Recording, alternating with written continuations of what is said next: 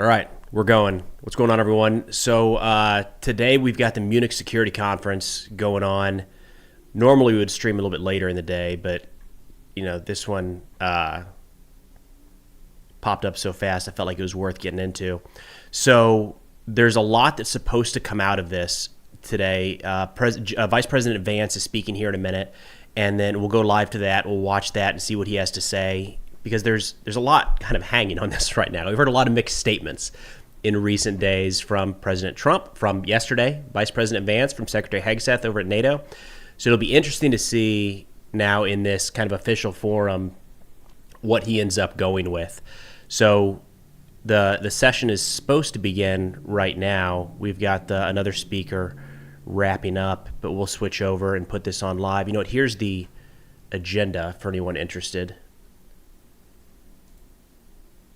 So what we're going to do is we're wrapping up here. The president of the European Commission is wrapping up.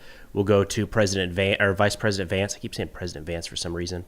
That's a 30-minute session, and then we'll have about 30 minutes to kind of talk through what we just heard, and then we'll transition over to a session with Ukrainian President Zelensky to give us an idea of where this is all going. So I'll keep an eye on this for now. The plan is to be able to watch this together so we know exactly what's said, right? Because this is a time in history where everything gets misquoted, misinterpreted. So we'll watch the Vance statements and then have a chance to kind of talk through it, reactions, what we think it might mean. And then we'll see what it looks like. A pretty hawkish panel they have him on with Zelensky here in a little bit, but this should be interesting. Haven't done anything like this before. Live, there's not a lot of live reaction, if you will, in this space, so I thought it'd be worth testing out.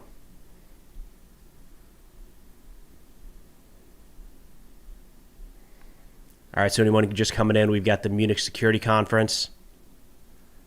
It looks like, I'll pull it up over here.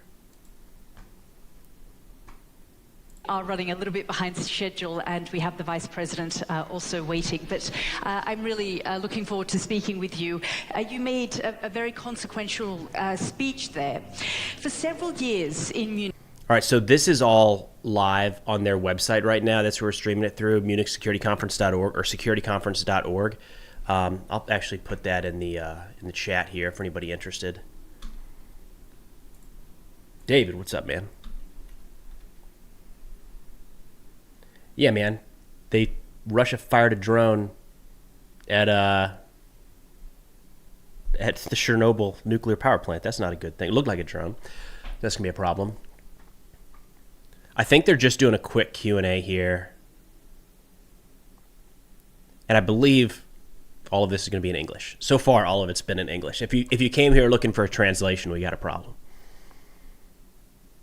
You know what? Before Vance gets going, excuse me, we'll go ahead and we'll just go ahead and turn this on and give it a listen. Chat, let me know if the audio is okay. First timer here, so if this is all messed up, we got to do some tinkering. Chrono, you're awesome, man. Gaps, and there's a process in NATO that has defined what the capability gaps are. So spending must increase without any question, but important is that we get the right capabilities for the investment that we are doing, and therefore filling these investment gaps, this must be our goal, as rapid as possible, with the norms and standards of NATO. Wait, because no audio? It's very important audio? that we are absolutely complementary with NATO. Audio's we good. need each other. And therefore, I propose to flexibilize the possibility of the member states what their investment in defense is concerned, even if they have fiscal constraints. With this escape clause, this opens the door for targetedly investing more in defense. So this is individual for each member state. Then we have to look at big projects of common European interest, like advanced air defense, for example, which no member state can do on its own, but we need it all together. Then there's a point I have not mentioned here, but this is speaking with our banks, the promotional banks, like the European Investment Bank, that used to not invest in defense, now is changing their lending practices. And of course, we have also to speak with our big private banks that were hiding behind the EIB for too long, also to modernize and adapt their lending practices. We've only got a couple of minutes left, but Ukraine clearly wants and needs security guarantees in any peace negotiation. Is Europe capable of providing them without the US, even if that is not the preference? Negotiation, I think I'm going to start saying it like that. As it is not for me to discuss in detail the security guarantees with the United States, because this is a NATO matter. But I think we have to convince all of us that this is a matter of providing security guarantees by countries from the European Union. Including troops on the ground? But listen, this really is the competence of the member states. This is certainly not me making them or proposing them how they have to act with their troops. They have the complete competence of their troops.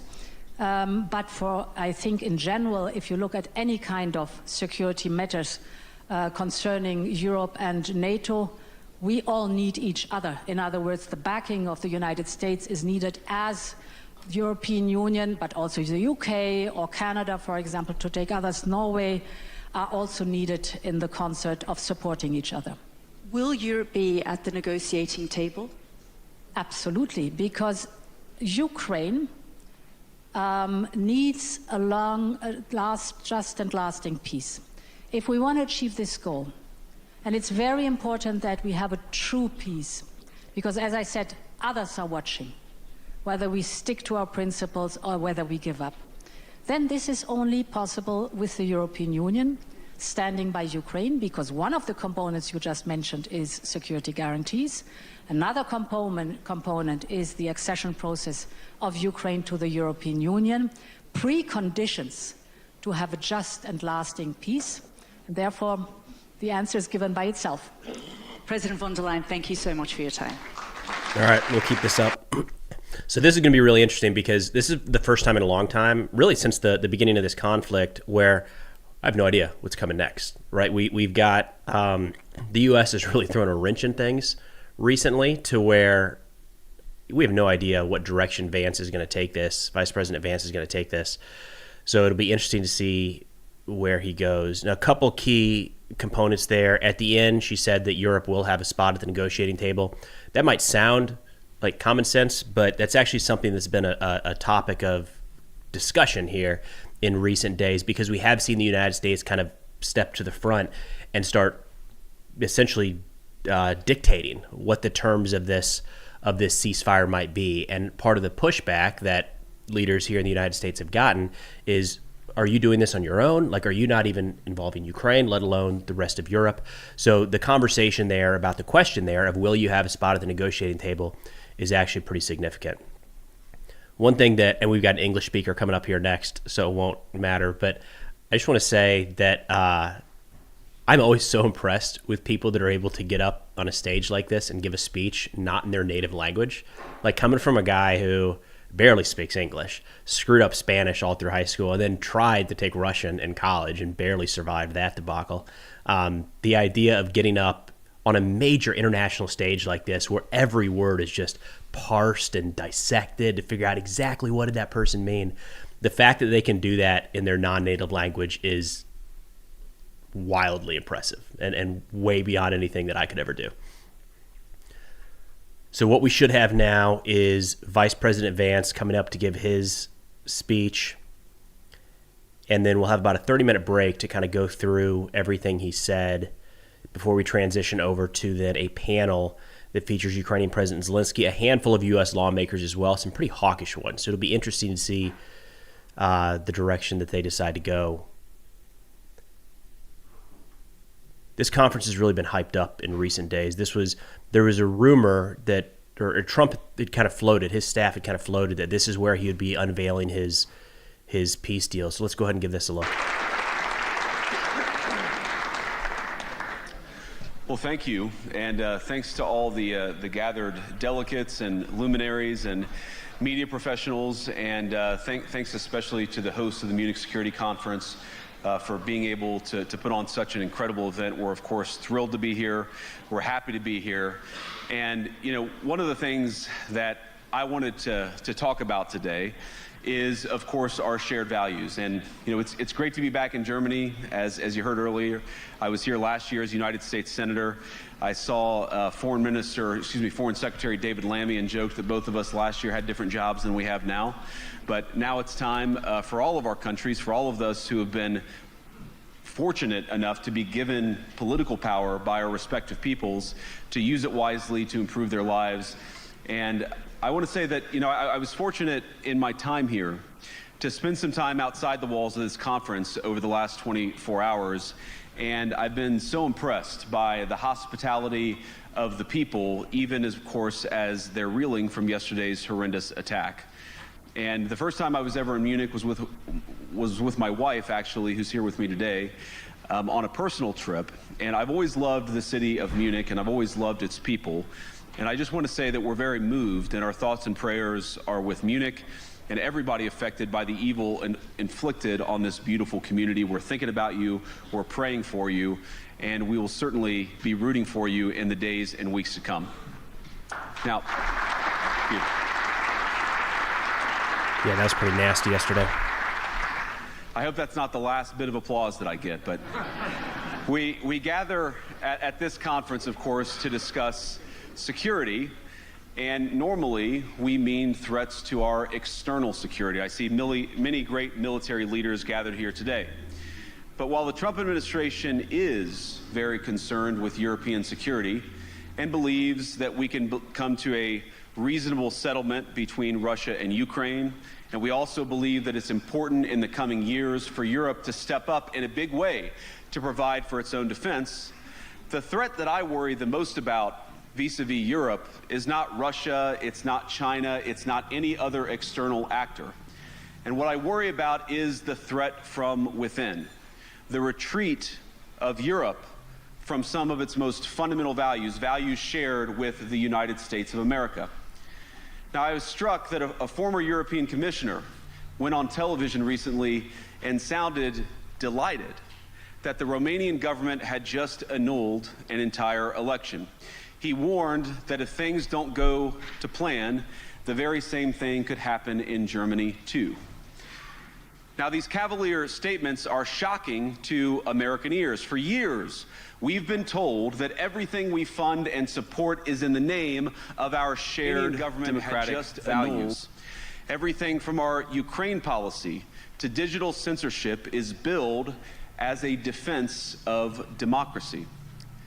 But when we see European courts canceling elections and senior officials threatening to cancel others, we ought to ask whether we're holding ourselves to an appropriately high standard. And I say ourselves because I fundamentally believe that we are on the same team. We must do more than talk about democratic values, we must live them. Now, within living memory of many of you in this room, the Cold War positioned defenders of democracy against much more tyrannical forces on this continent. And consider the side in that fight that censored dissidents, that closed churches, that canceled elections. Were they the good guys? Certainly not. And thank God they lost the Cold War. They lost because they neither valued nor respected all of the extraordinary blessings of liberty.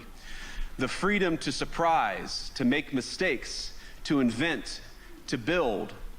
As it turns out, you can't mandate innovation or creativity, just as you can't force people what to think, what to feel, or what to believe. And we believe those things are certainly connected. And unfortunately, when I look at Europe today, it's sometimes not so clear what happened to some of the Cold War's winners. I look to Brussels, where EU commissars warn citizens that they intend to shut down social media during times of civil unrest the moment they spot what they've judged to be, quote, hateful content. Or to this very country, where police have carried out raids against citizens suspected of posting anti-feminist comments online as part of, quote, combating misogyny on the internet, a day of action. I look to Sweden, where 2 weeks ago the government convicted a Christian activist for participating in Koran burnings that resulted in his friend's murder. This is not the direction I thought this was going to go. In his case chillingly noted, Sweden's laws to supposedly protect free expression do not, in fact, grant, and I'm quoting, a free pass to do or say anything without risking offending the group that holds that belief. And perhaps most concerningly, I look to our very dear friends, the United Kingdom, where the backslide away from conscience rights has placed the basic liberties of religious Britons in particular in the crosshairs. A little over 2 years ago, the British government charged Adam Smith Connor, a 51-year-old physiotherapist and an Army veteran, with the heinous crime of standing 50 meters from an abortion clinic and silently praying for 3 minutes. Not obstructing anyone, not interacting with anyone, just silently praying on his own. And after British law enforcement spotted him and demanded to know what he was praying for, Adam replied simply, it was on behalf of the unborn son he and his former girlfriend had aborted years before. Now, the officers were not moved. Adam was found guilty of breaking the government's new buffer zones law, which criminalizes silent prayer and other actions that could influence a person's decision within 200 meters of an abortion facility. This feels very domestic. He was sentenced to pay thousands of like pounds domestic in issues legal in most costs countries. to the prosecution. Now, I wish I could say that this was a fluke, a one-off crazy example of a badly written law being enacted against a single person. But no, this last October, just a few months ago, the Scottish government began distributing letters to citizens whose houses lay within so-called safe access zones, warning them that even private prayer within their own homes may amount to breaking the law. Naturally, the government urged readers to report any fellow citizens suspected guilty of thought crime. In Britain and across Europe, free speech, I fear, is in retreat. And in the interest of comedy, my friends, but also in the interest of truth, I will admit that sometimes the loudest voices for censorship have come not from within Europe, but from within my own country, where the prior administration threatened and bullied social media companies to censor so-called misinformation. Misinformation like, for example, the idea that coronavirus had likely leaked from a laboratory in China. Our own government encouraged private companies to silence people who dared to utter what turned out to be an obvious truth. So I come here today not This just is so with an far observation, off but of what with the an rest of the offer. conference has been about so far. And just as the Biden administration seemed desperate to silence people for speaking their minds, so the Trump administration will do precisely the opposite, and I hope that we can work together on that. In Washington, there is a new sheriff in town, and under Donald Trump's leadership, we may disagree with your views, but we will fight to defend your right to offer it in the public square, agree or disagree. I'm not sure he's going to get much applause. He just kind of shit all over Now we're at the all point, of our European course, allies. that the situation has gotten so bad that this December, Romania straight up canceled the results of a presidential election based on the flimsy suspicions of an intelligence agency and enormous pressure from its continental neighbors. Now, as I understand it, the argument was that Russian disinformation had infected the Romanian elections. But I'd ask my European friends to have some perspective. You can believe it's wrong for Russia to buy social media advertisements to influence your elections. We certainly do. You can condemn it on the world stage even. But if your democracy can be destroyed with a few $100,000 of digital advertising from a foreign country, then it wasn't very strong to begin with. I listened to a Now, few the of good these already. news This is that I very happen to little think your applause democracies compared to are some other substantially less speeches. brittle than many people apparently fear. And I really do believe that allowing our citizens to speak their mind will make them stronger still. Which, of course, brings us back to Munich, where the organizers of this very conference have banned lawmakers representing populist parties on both the left and the right from participating in these conversations. Now, again, we don't have to agree with everything or anything that people say. But when people represent, when political leaders represent an important constituency, it is incumbent upon us to at least participate in dialogue with them. Now, to many of us on the other side of the Atlantic, it looks more and more like old entrenched interests, hiding behind ugly Soviet-era words like misinformation and disinformation, who simply don't like the idea that somebody with an alternative viewpoint might express a different opinion or, God forbid, vote a different way or, even worse, win an election. Now, this is a security conference, and I'm sure you all came here prepared to talk about how exactly you intend to increase defense spending over the next few years in line with some new target.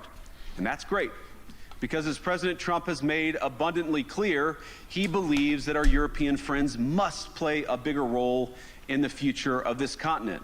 We don't think, you hear this term, burden sharing, but we think it's an important part of being in a shared alliance together that the Europeans step up while America focuses on areas of the world that are in great danger. But let me also ask you, how will you even begin to think through the kinds of budgeting questions if we don't know what it is that we're defending in the first place? I've heard a lot already in my conversations, and I've had many, many great conversations with many people gathered here in this room.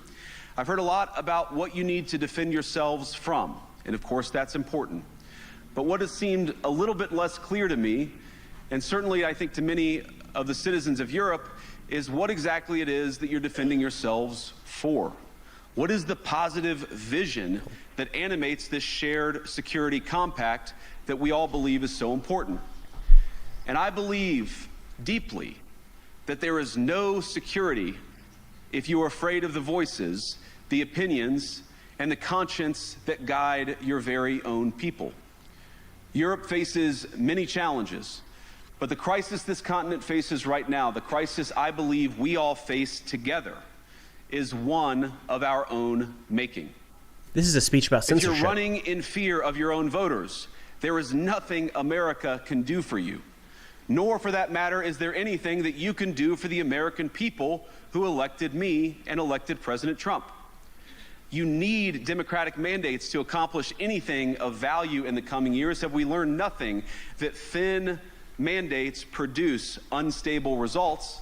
But there is so much of value that can be accomplished with the kind of democratic mandate that I think will come from being more responsive to the voices of your citizens.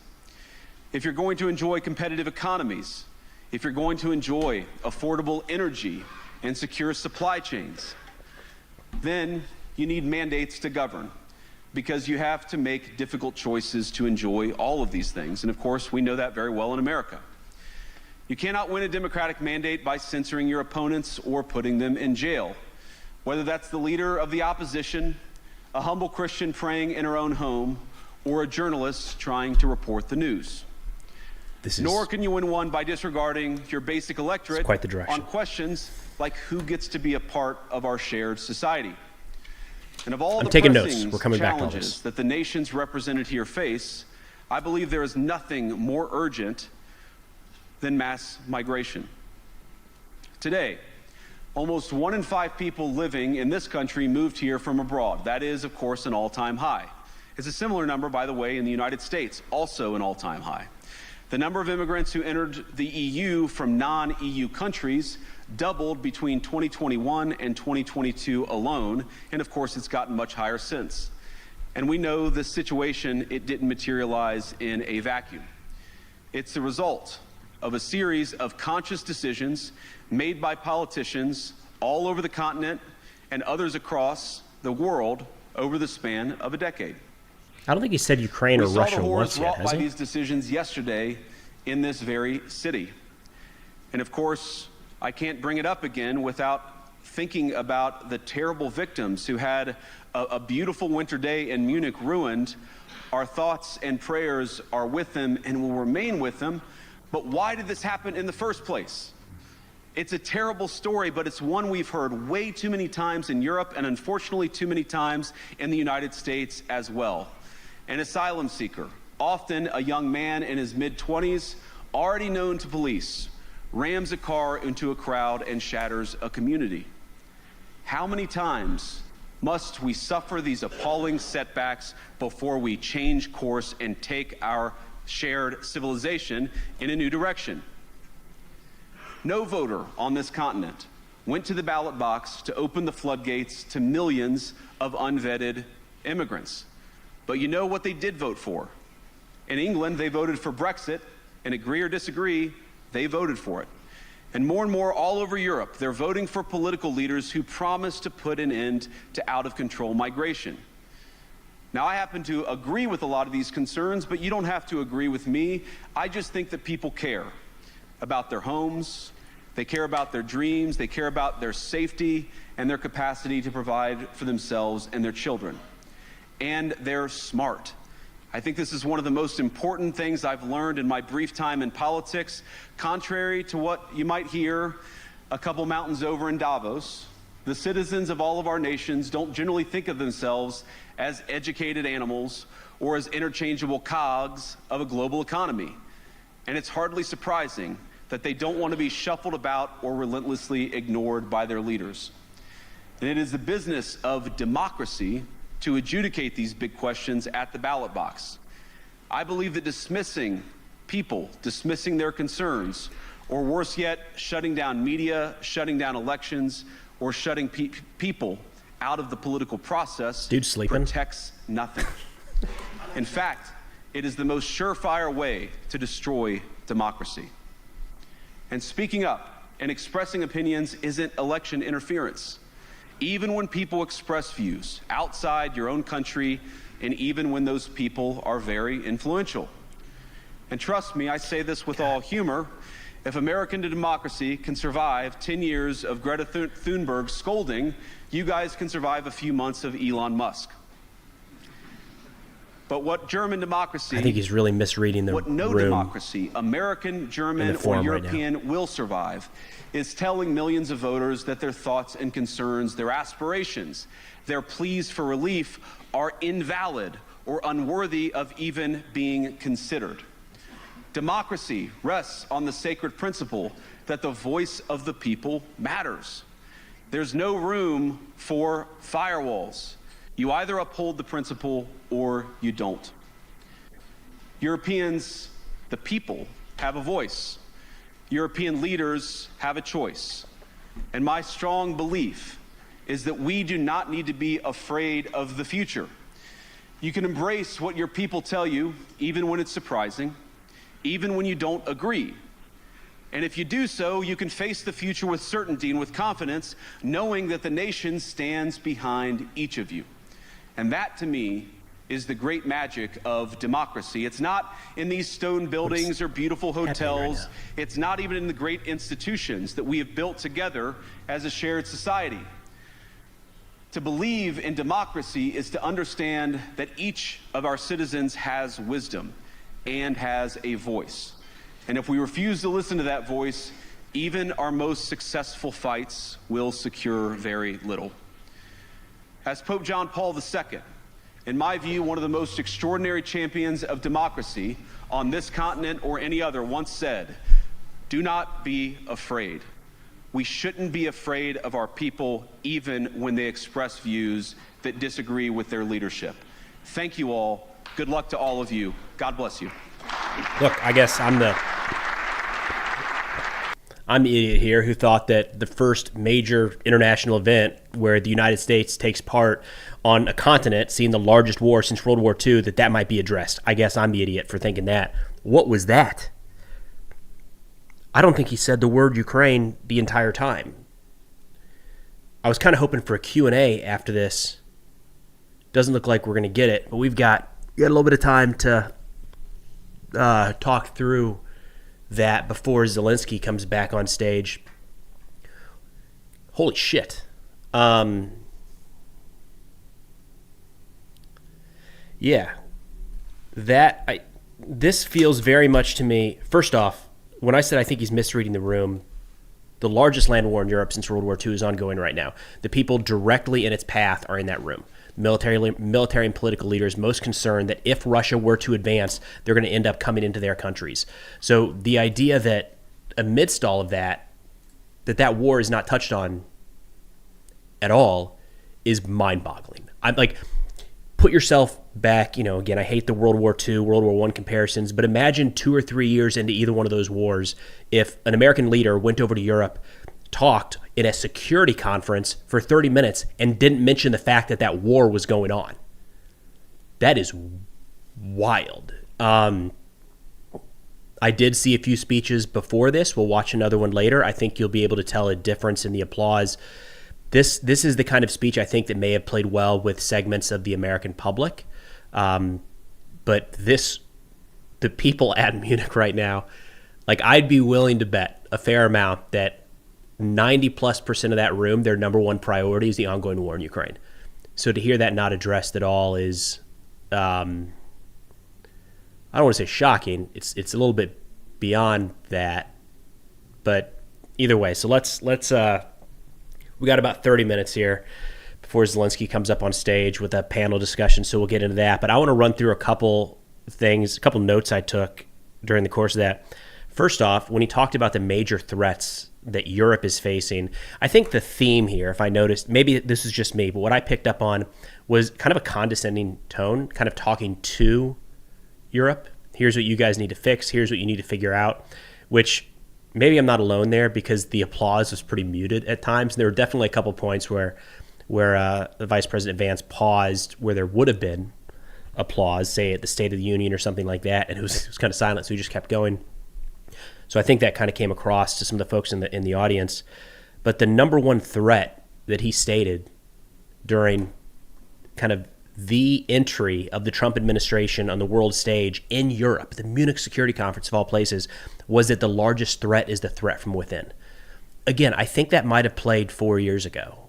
It might play in the United States right now, but I think that's a hard argument to make on the European continent in February 2025, when Russia, just a few hours before this speech took place, launched drones into the Chernobyl nuclear power plant. Like, it seems like that at least should be, hey, we got these things we're working on, but also there's this giant war playing out right now that are costing lives every single day. A lot of talk about democratic values, which, again, none of these things, I don't think anything that he brought up is a bad thing, right? The pushing back on censorship. How can we allow censorship in our countries? And we're going to change that here in the United States. Not a bad thing at all. I like the direction that that's headed. I'm not sure. Again, imagine there are some Ukrainians in the crowd. I saw that. Imagine the Ukrainians that traveled from Kyiv to Munich for this speech. They just heard a long segment about what Europe's going to do to try to bring an end to the war and negotiate some peace settlement and what future security looks like. And then they just heard 30 minutes from the Vice President of the United States about censorship. I just don't think that censorship is like in the top 5 or 10. It can be for us, and there's no issue with that because we're not a nation at war. We're not actively defending our borders day in and day out. We don't have an enemy advancing to our eastern doorstep. I don't understand why censorship decided to be a major part of that. He hit on disinformation a little bit, kind of brushed it aside as this imaginary boogeyman that is this Soviet era. You know, we just brushed it. If somebody has a different opinion, it must be disinformation. Again, that's something that within certain segments of the United States, I think that can play because we've had a hell of a time trying to sift through Russian dis and misinformation. In this crowd right now, you have former Soviet states that lived under this. Like, if you think the United States has to deal with Russian information operations, check out Latvia or Estonia or Poland or Ukraine, right? It is thick what they have to deal with on a constant basis. So telling that crowd that this Russian disinformation is kind of like a fake Soviet era boogeyman for opinions we don't like, again, like, I feel like the majority of the people in that audience have to look at that and say, what on earth are you talking about, man? It would play to an American audience, again, because we've kind of struggled through that ourselves over the years. But here, I just don't know that connects. It did seem like he brought this back time and time again to culture. The focus of this censorship, culture, kind of what are you fighting for, was a core aspect here. Again, I really wish this seemed like it could have been the good maybe opening segment, not how I would have started a speech, but it could have been like the opening segment to a talk. that you then wrap up with why Europe has to prevail, or what Europe needs to do to lead the charge in Ukraine, or what the United States is going to do, even if we're not going to lead, to assist with Europe helping to push back Russian aggression. But instead, it just kind of stuck with that censorship and culture stuff the entire time. The mass migration, again, this is like that 100% immigration, depending on who you talk to, I would say is probably a top 3 issue in the United States for voters this past election, no doubt. So it's a big item here. I don't know how that plays across all of Europe. I know at times in different countries it's been a big thing. But again, when you look at the context of this event, I don't know how much of this is going to be focused on migration versus, the ongoing major land war in Eastern Europe. I wrote down at the 25-minute mark, I don't think he'd said the word Russia or Ukraine yet. Maybe I missed it. But that war was not like a sub-point.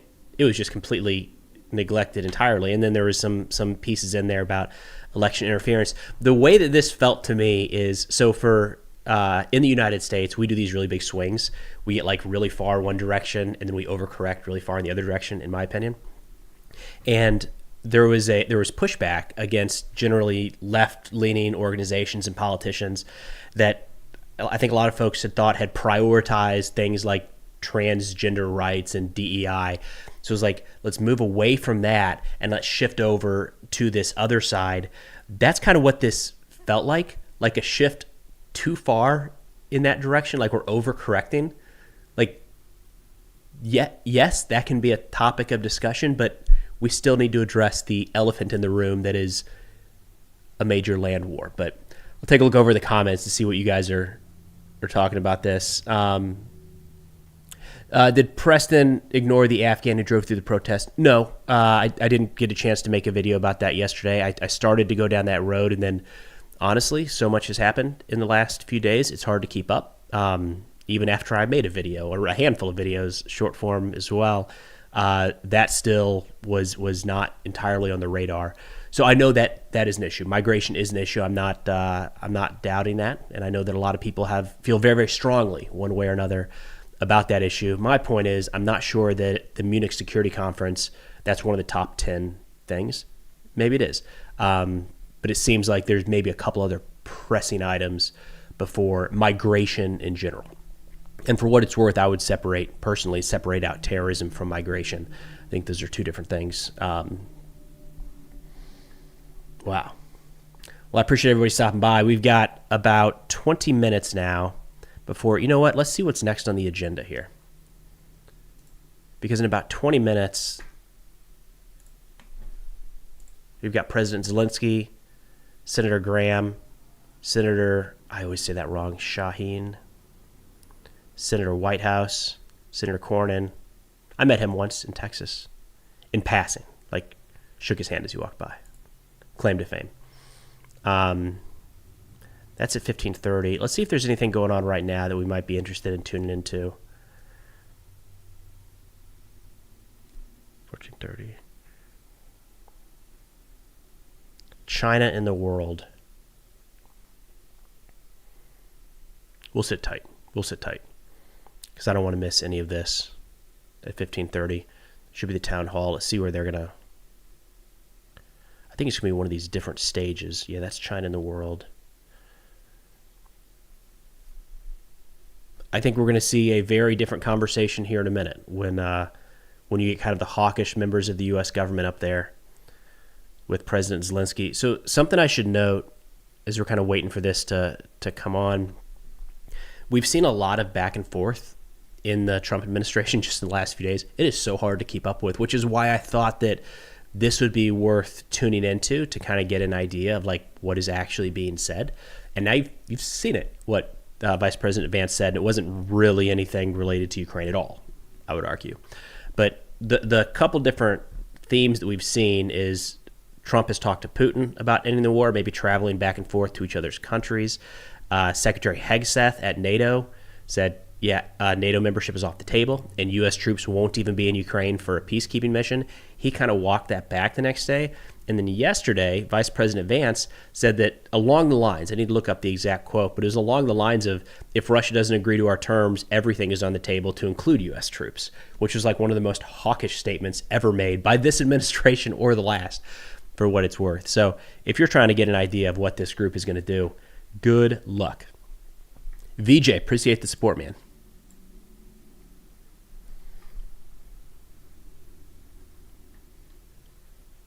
Let me see if I can find that exact statement, because I feel like that's one of those things that would be really important to get right. NBC News.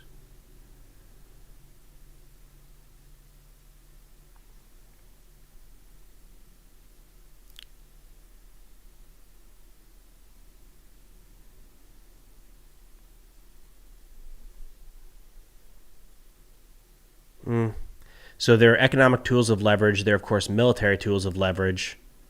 There are a number of formulations of configurations. I wouldn't interpret that necessarily as troops on the ground. All right, so I'm glad we looked that up, because I think that might have been kind of a loose interpretation, saying that U.S. boots on the ground in Ukraine.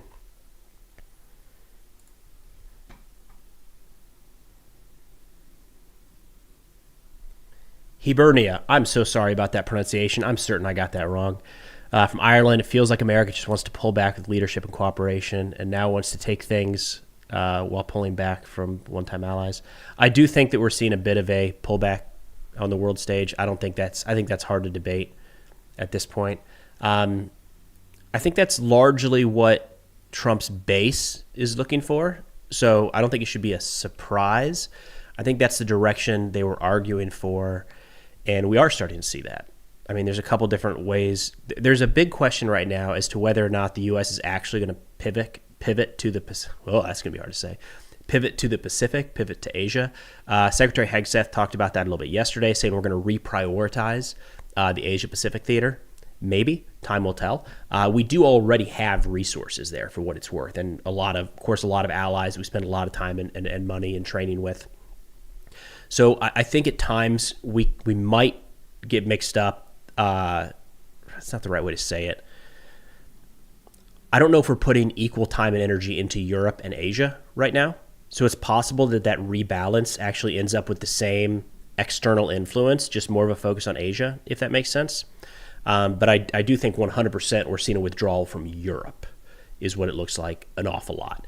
We'll see what shape that actually takes. But if you look at some of the statements from U.S. leaders just in the last few weeks, Europe is going to take lead at the future for security of Ukraine. Trump has hit on again and again and again and again that Europe needs to be giving more to Ukraine. And look, he's gotten some of the stats wrong at times, talking about how Europe hasn't given as much as the U.S. and some nuance there, of course. But I do think we're seeing a pretty concerted pull from Europe. It'll be yet to be determined if those resources are reallocated to Asia, or if we do end up doing much more of a blanket on the word, isolationist type view. But I do think there's people within their party that are very much in favor of more of an isolationist United States. In the last Trump administration, that didn't really get any traction. So there were a lot of kind of, I'll say, traditional conservatives, DC staples that kind of kept most U.S. policies going. Most of those people are not in the current administration, so we might see more of a pullback than even was expected. RFM Fire, Team Glacier, what's up, man? It's hard to believe that Ukraine will get its territory back after the war to exclude Crimea. Yeah, we'll pull up a map here while we're waiting on Zelensky to come to the stage. The old standby. It's hard to see right now, for sure, and I agree. And the issue is that Hegseth just yesterday said these pink areas are not going to be going back to Ukraine. I'm not saying this to be mean or disparaging. There's a part of me that wonders, based off of what was said, if that was actually if Hegseth actually meant that, or if he mixed something up, because it seems like that was walked back pretty quickly. And it's also an interesting aspect to say Russia might be able to keep these areas, but not these ones in the middle, because like there's no indication Russia's going to cede territory that they currently occupy, large chunks that they currently occupy.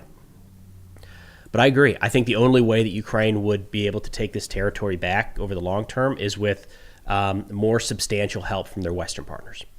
That could mean as much as Western and NATO troops in Ukraine. There's a lot to do before you actually get to that point. But in terms of how the two militaries are arrayed right now, I think it's very hard to see a scenario where Ukraine, over the long term, can go on the offensive and push Russia out of that territory. I just don't know that that's necessarily in the cards, but we'll see. A lot was kind of hinging on this. It's tough. I think a lot of people, myself included, have been looking towards a new administration, whether it was going to be Harris or Trump, to kind of see what changes. And I think by and large, most people looked at a new Harris administration as being probably pretty similar to what Biden did.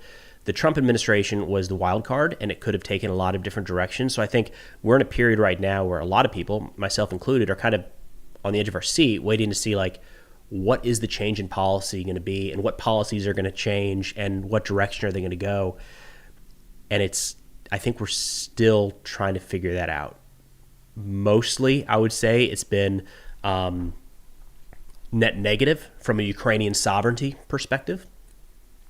There's a couple little things in there that seem like it could be beneficial to Ukraine long term. The mineral rights in eastern portions of the country, I think, would play well for Ukraine, and something they'll probably jump on. Although if I were them, I would be a little hesitant about what that deal actually looks like. But a lot of what we're seeing, to include Vice President Vance's speech that he just gave, should be concerning, I would say, for Ukraine about what this is going to look like going forward. Texas Actual. Hello from Ukraine. Can we talk about the Putin's piece last night hitting the reactor with Chernobyl? Yeah. That wasn't good, man. Let me pull that up.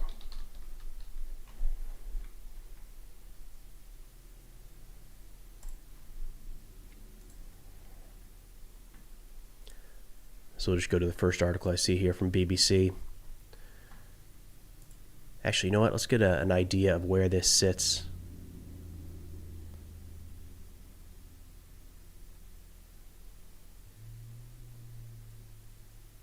Uh-oh. Screen's not working great. Okay, there we go. Chernobyl radiation shield hit by Russian drone. Russian drone attack hit the radiation shelter protecting Chernobyl's damaged nuclear reactor. Russia denied the claims, which is going to be the case. Yeah, there was actually footage of this thing. Let's see if that plays it.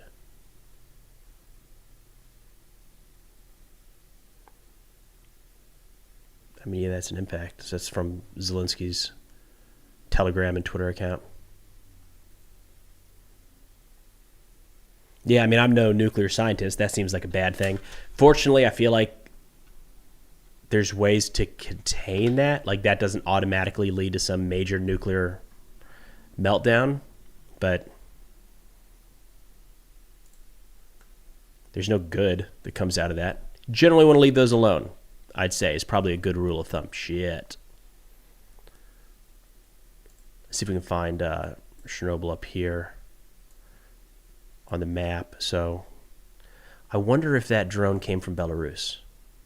That'd be interesting, because there haven't been a lot of strikes from Belarus recently. But of course, looking at the map, that's a very easy shot for Belarus, much longer strike to come from Russian territory. But yeah, that's notable. Look, the 2 days that we've had since there were peace overtures, if you will, between the United States and Putin, one led to Mark Fogel was the American that was released after being held in Russian captivity for almost 4 years. That was viewed as like there was an exchange for some like Russian crypto dude. But that was viewed as like a step in the right direction, an olive branch. That night, Russia slung a bunch of missiles and drones into Ukrainian cities, not military infrastructure. And then the next up, Trump talks about talking with Putin. And then they sling some drones into a nuclear power plant. So it's hard to view Russia at this point as being good faith negotiators. It's things like that, right? We're not really seeing, I don't know how you trust them, unfortunately. And I'm here all the way across the globe where I don't have to worry about living on their doorstep. Buttons. Appreciate the support, man. Sounds like JD said out that the U.S. supports democratic values, but if Europe keeps acting undemocratic, America may reconsider its support. I think that's a valid way to interpret it. I think that's actually exactly what Vance was getting at there. My pushback would be that it's the timing of that is weird. That feels like that is the top priority for a session like this, rather than a second, third, or fourth, or whatever it might be. So I think it highlights that is how focused the U.S. is on right now on. I think you have to weave culture into that as well, right? Culture, censorship, all in that kind of bucket of democratic values, to me, feels like it's all kind of mixed together or is being mixed together. So I think that's fair that's what he was trying to get at. My pushback would be, which is fine, we can talk to any country about that. I don't have any issue with that for what it's worth. Like, I think we should be able to go to any country in the world that we are allied with or we give money to in any way, shape, or form and say, we don't like the way you're doing something. If you want to continue to receive U.S. assistance, whatever it might be, we would like to see a change in that. I think that's just fine. I don't think there's any problems with that at all. If we're not giving anything at all, I think we have a little harder time dictating that. But if you want money or weapons, you have. I don't think that's a crazy stance. Just in this context, it feels like I don't know. Was there anything else? Anything else we could have talked about, like the major war? Weary Traveler, do you think the war in Iraq and Afghanistan has left a sort of PTSD on the American public? They were very unpopular, and Americans are more against war, if that makes sense. Are you? A friend of mine texted me like almost that exact same question today. Kind of. I think we're pretty burned out on war. I think Iraq and Afghanistan hit us in a way of trying to understand, like, what exactly did we get out of that? I think we felt it. Definitely the forever war is ingrained deeply into the American psyche right now because, look, we stopped paying attention by and large to Iraq and Afghanistan pretty quickly. Iraq probably by, 2009, I'd say, and then Afghanistan by 2013 at the latest, probably before that. And we just viewed them as like these things that just go on and on forever. So I think we're very scared about that. So that plays very well to an American audience, understandably so. I don't want to be involved in a forever war without some, possible end state. So I think that that's been part of the pushback on Ukraine and you've heard the language, right? This is another forever war. And I think part of the issue there has not been a very clearly defined, how are we going to get Ukraine from point A to point B? I don't think that was well articulated during the last administration. It was a lot of things like whatever it takes and for as long as it takes. And it's like, for what? Like, that to me sounds like a forever war, right? Like, we'll just do this for as long as it takes. So I do think that probably burned a lot of people and had a lot of folks look at this the wrong way of like, absolutely not. That is the last thing I want to sign up for. Even if, in this case, it's not Americans doing the fighting and the dying. So I do think that played a major role in how people view the conflict today. I don't know if that can be rectified at this point, right? We've spent so much time kind of the war's ingrained. And to be blunt, a lot of people here in the United States at least have moved on. So their perceptions of the war have been set. And they were set at some point over the course of the last 3 years. And to change that mindset, I think would be very, very challenging. Igor, did Vance say Europe will have to endure Elon Musk for a couple more months? He did. He did say that. That was one of the jokes he made, which, look, this is coming across as a Vance bashing session. I actually think Vance is very articulate. I like that he does a lot of public appearances, went on a bunch of podcasts. I think that's a good thing for the United States. I like that he's younger. There's a ton of stuff I like about JD Vance. He's charismatic. I like that he has a young family. There's a bunch of stuff there. when he made a couple jokes in this forum, nobody laughed and it just went silent. And I think that was one of the jokes. I'm not sure that Europe has the same. So like in the US, there's now mixed feelings on Musk. If I'm not mistaken, I think his popularity rating is below 50%. I might be wrong, but he certainly has like within that approval portion, he's got like a cult following that is, outdoes everyone else by a magnitude of 100. So in the US, whatever the feelings are for Musk, I think it's lower and worse in Europe. So it's interesting to throw that out there, kind of like, hey, don't worry, guys, just a little bit longer with this Musk guy. Dude, they weren't having it. At least that was my interpretation. They didn't think that was funny. Jamie, I think Vance equates the banning of the Russian Orthodox Church as free speech suppression. He doesn't seem to realize the church acted as an intelligence gathering operation for Russia. I agree. There's been a lot of that. And this has been an interesting piece because I still hear that from folks. They say, well, Ukraine banned Christianity is usually where it gets spun out to. And like, no, they didn't. What are you talking about? Like, that's not at all what happened. To your point, the Russian Orthodox Church that functions to a degree as an arm of the government overseas, right? That is, yeah, it's borderline like pushing out. When you see embassies will expel diplomats because there'll be some diplomatic ruffle, and they'll say like, well, we got to kick these 6 people out because we know they're spies, and everybody knows they're spies. It's just like kind of let it happen. It feels like that. That was the Russian Orthodox Church in Ukraine. But somehow that got spun and picked up as Ukraine cracking down on Christianity, which, like, there's tons of churches and tons of Christians all across Ukraine. That's not a thing at all. But there has been a lot of that, I've noticed. It's tough. It's the information space right now.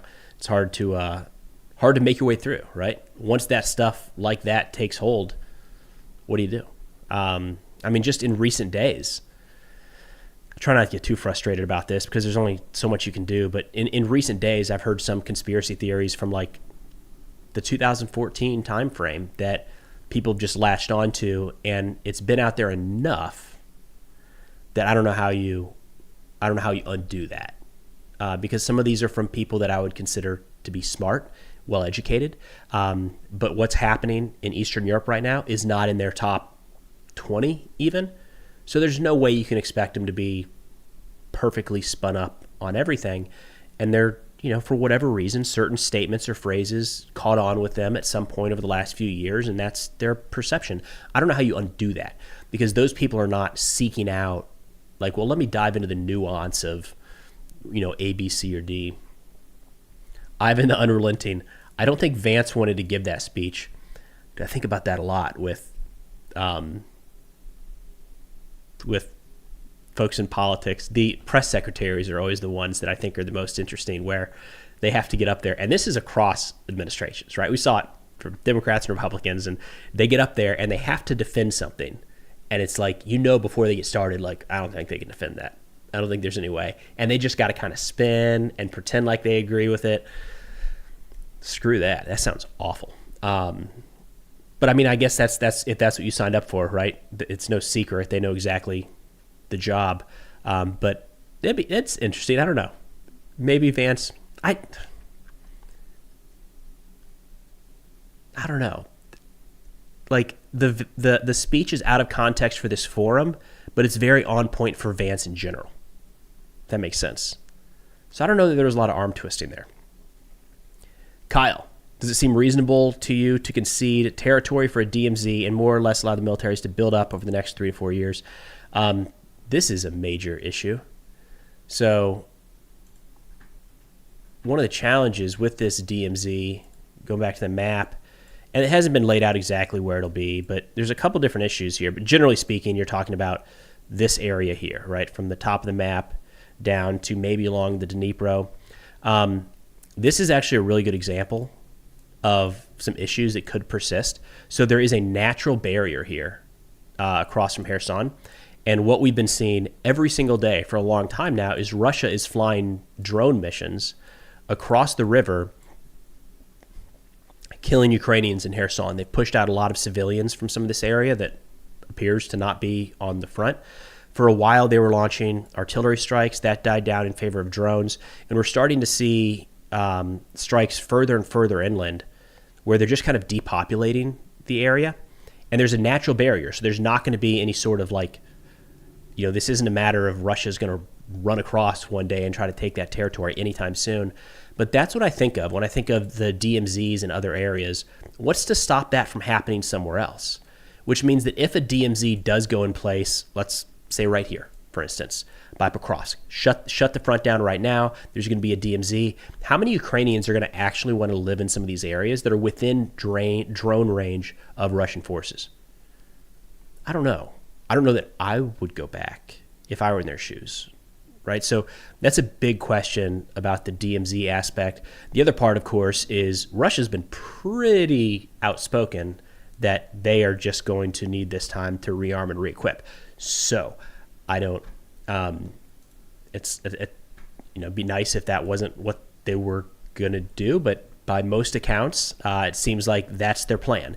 Any sort of ceasefire will be temporary. It'll allow them to rebuild their military for what they view as an inevitable future war with the West and or NATO.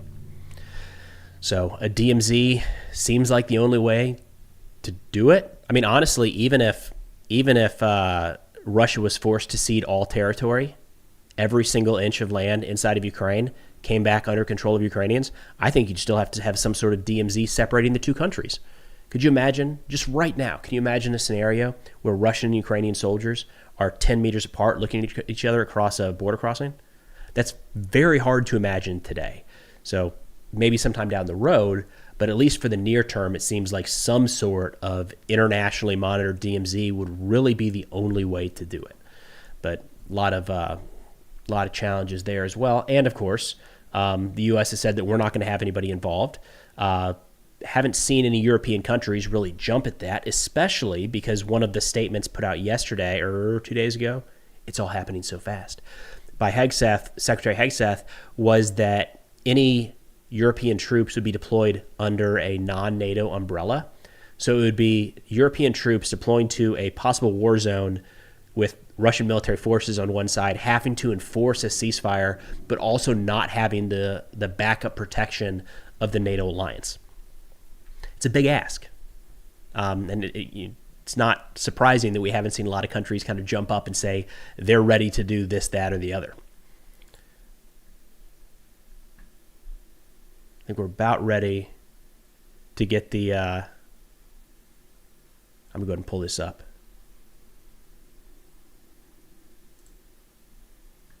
Strategic investment in the future of U.S.-Ukraine security. Should be starting any second here. We'll see. DMZ seems like the only viable option right now. I don't know who's going to enforce it and who's going to put it there. 10K DMZ would be required to maintain a peace. I agree, Nate. All right, so this one here, I'm going to unmute it in case it starts. Oh, there's no like lobby music or background music. So we've got Zelensky, Senator Graham, Senator Shaheen, go with whatever I remember to say. Senator Whitehouse, that's interesting, ranking member on the EPA or EPW. And then Cornyn, Senator Cornyn, and then a Bloomberg editor. This one should be good. And I have a feeling this one's going to be quite a bit more dynamic. Probably pretty hyper-focused on Ukraine, if I had to guess. Nobody. Appreciate the support, man.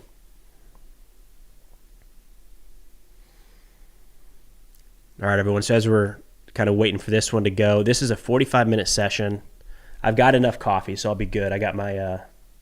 you guys know Ryan Hendrickson over at Tip of the Spear? Landmine removal in Ukraine. This is not a sponsored post because I bought this. But good dude. So they did like a Christmas auction. I bid on a bunch of stuff, and this is what I got. So it's my fancy Tip of the Spear Camelback thermos now. Repping the good work that Ryan's doing.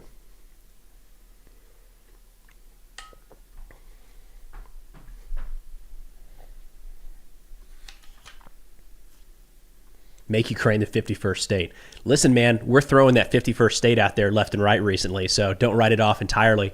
If anybody wants to try to keep up, we've got Canada, Greenland, Panama, I think, made an appearance. Colombia? Was Colombia threatened? Maybe, maybe not. Gaza is in there. Who knows? Yeah, maybe at this rate, Ukraine might be the 55th state or something. Seems like that's on the table. God, that would just make Putin jump for joy, wouldn't it? J.M. Jones, DMZ isn't peace, it's capitulation. I agree and disagree, man. I think it found peace in the Korean War. I don't think the South would say that they capitulated. I think a lot depends on where that DMZ actually sits. So if it sits along the current line of contact or even further, I think that you could make the argument for a capitulation. Honestly, even if you push it back to the 2014 or 2022 borders, I think you could probably still make the argument for capitulation, but I wouldn't associate DMZ automatically with Ukraine and their allies capitulating. We got to have some optimism here, man. Good things can happen. The war can come to a close. People can stop dying, and Russia can be put in their place. Maybe, hopefully. We'll see. Not super confident these days. What comes first, 51 states or 49 states? That's a good question, man. Which one was it? California, every couple of years, says they're going to... There's always some... No. Is it California or Texas? Maybe both. There's always some like under the radar thing talking about, or a proposal that floats around talking about leaving the U.S. They never do. I'm glad they're both here. They both do good things.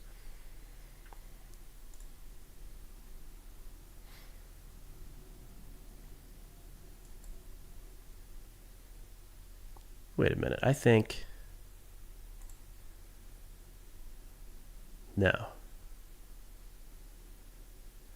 I did an event in Miami about a year ago with NATO, and there was a State Department official there, and I thought that I saw him on this. He was like an undersecretary of something, very important person, and I'm an idiot for not remembering his name, but he's not in there. Come on, boys, let's go.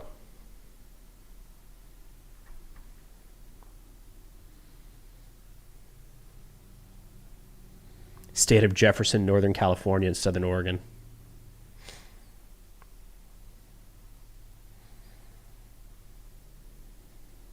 Hill Country. Barry, what's up, man? We lived in Hill Country for a little bit. I was in I got family down there in the Bee Cave area, and we lived in Spicewood for a couple of years before. That was where we lived before coming up here to Tennessee. Just down there a few months ago.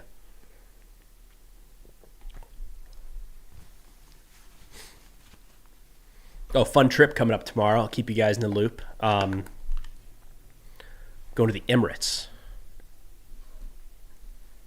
You know what? If they're not going to start this thing, I'm going to talk about that real quick. Let me pull this off to the side so I don't miss it if it starts. All right. So there's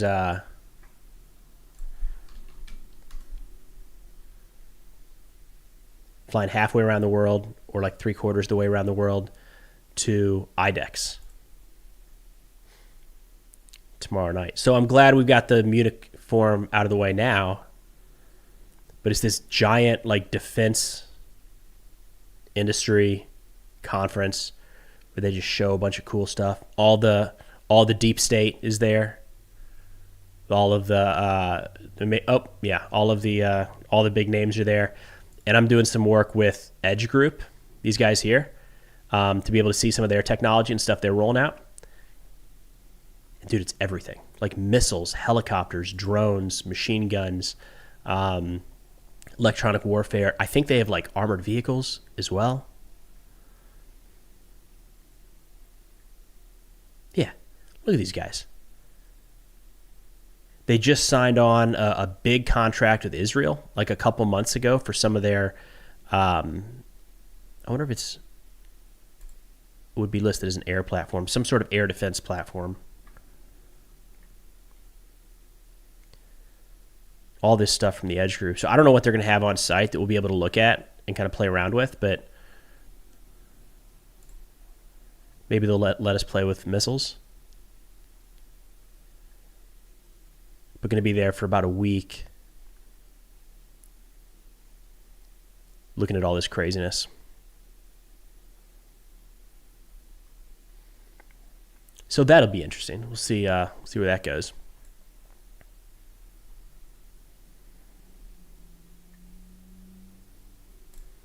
What's going on here? This feels like it should have started already. I mean, they've been running behind a little bit, but not. Experience. Middle East.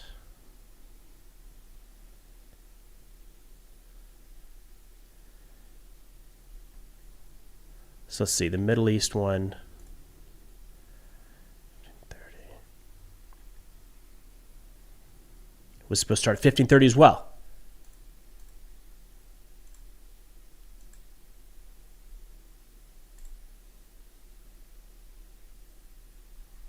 Let me look it up on X and see if there's any delays.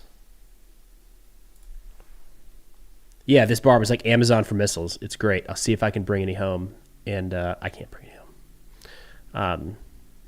They're like an up-and-coming defense company.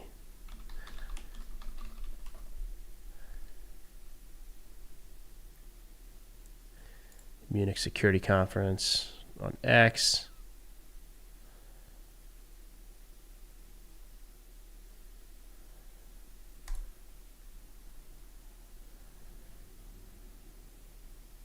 No, it just hasn't started yet. All right. But they just opened it up.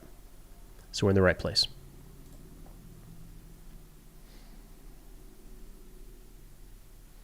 Paul, missing the entire point of the speech. If we can't uphold our shared values of freedom and democracy domestically, we lose all credibility in presenting a unified front against Russia. I do not disagree, Paul. I think that's a very valid point. We do have a lot in common with our European allies, and there's a lot that I think the argument of what are we fighting for is a valid argument. My frustration with the speech is that I think that's a valid conversation to have. Any conversation is a valid conversation to have, but I think in this context, there was probably a lot of folks, to include Ukrainians and our allies, probably looking for a more concrete approach to the war that's going on, if that makes sense. So was it yesterday, Secretary Hegseth talked a lot about virtues, and he said, well, virtues don't win wars, and people pushed back on him and said, well, virtues are the reason that people fight, and that, that's one of the reasons that Ukraine has been able to stand up to Russia, because if it was simply measured on military might, Russia would have run over them in a day. So it's a balance. Like the culture piece that Vance was hitting on certainly is a thing. If we have nothing in common with our European partners,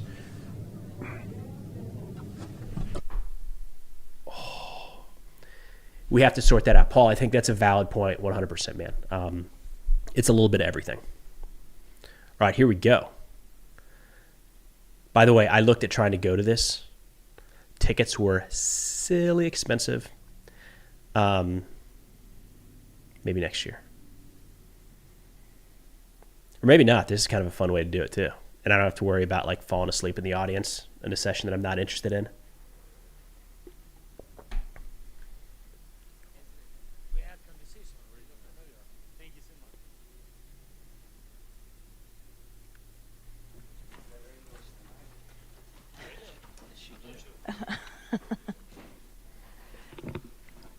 Well, all right, let's do it.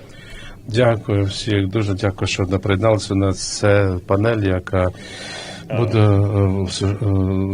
посвячена майбутнє співробітництва США і України. Дуже дякуємо президента, також представників Сенату США, головний член комітету Сенату з питань навколишнього середовища, також з питань бюджету і з міжнародних відносин, член спеціального комітету з розвідки, також всі вони представляють конференцію.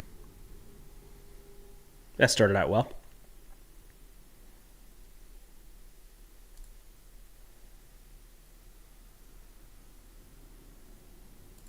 Президент Трамп. Тільки що ми вислухали Венса. Що для вас означає ця згода? Будь ласка, що значить мир для України? Я тільки що слухав, що А це не згода щодо безпеки, це такий документ, який добре. Що ви знаєте, як ви розумієте, що це значить? Що я знаю? Я президент України. Якщо я щось підписую, то я все знаю, що я підписую. Це дуже добре спочаток, так. Початок добре. Я детально перейду на українську, щоб краще відповісти на ваше запитання. Це щоб не зробити помилок, так? Якісь деталі, це дуже важливо, бо це дуже важливо і це необхідно. Тобто сьогодні не йдеться про мирну угоду?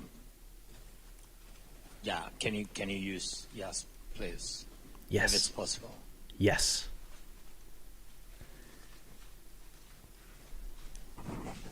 All right, we made it. I heard some English.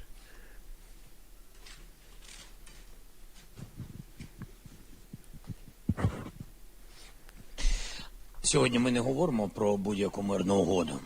Хоча, скажу вам відверто від себе, на жаль, війна довга, яку розв'язав Путін. І дійсно це... Ukrainian, you don't have translation? Not yet. Yeah, change the channel, please. 7? Channel 2? 7. Channel 2? They don't have Seven. live translation. I think everybody has the same channel. Сподіваюся, що всі на одному каналі, це дуже важливо. All right, so Zelensky's part, I think us English speakers are going to have a hard time with. 7. Good? Okay. Я сказав, що... Anybody in the chat, Ukrainian speaking, want to hammer this out for us?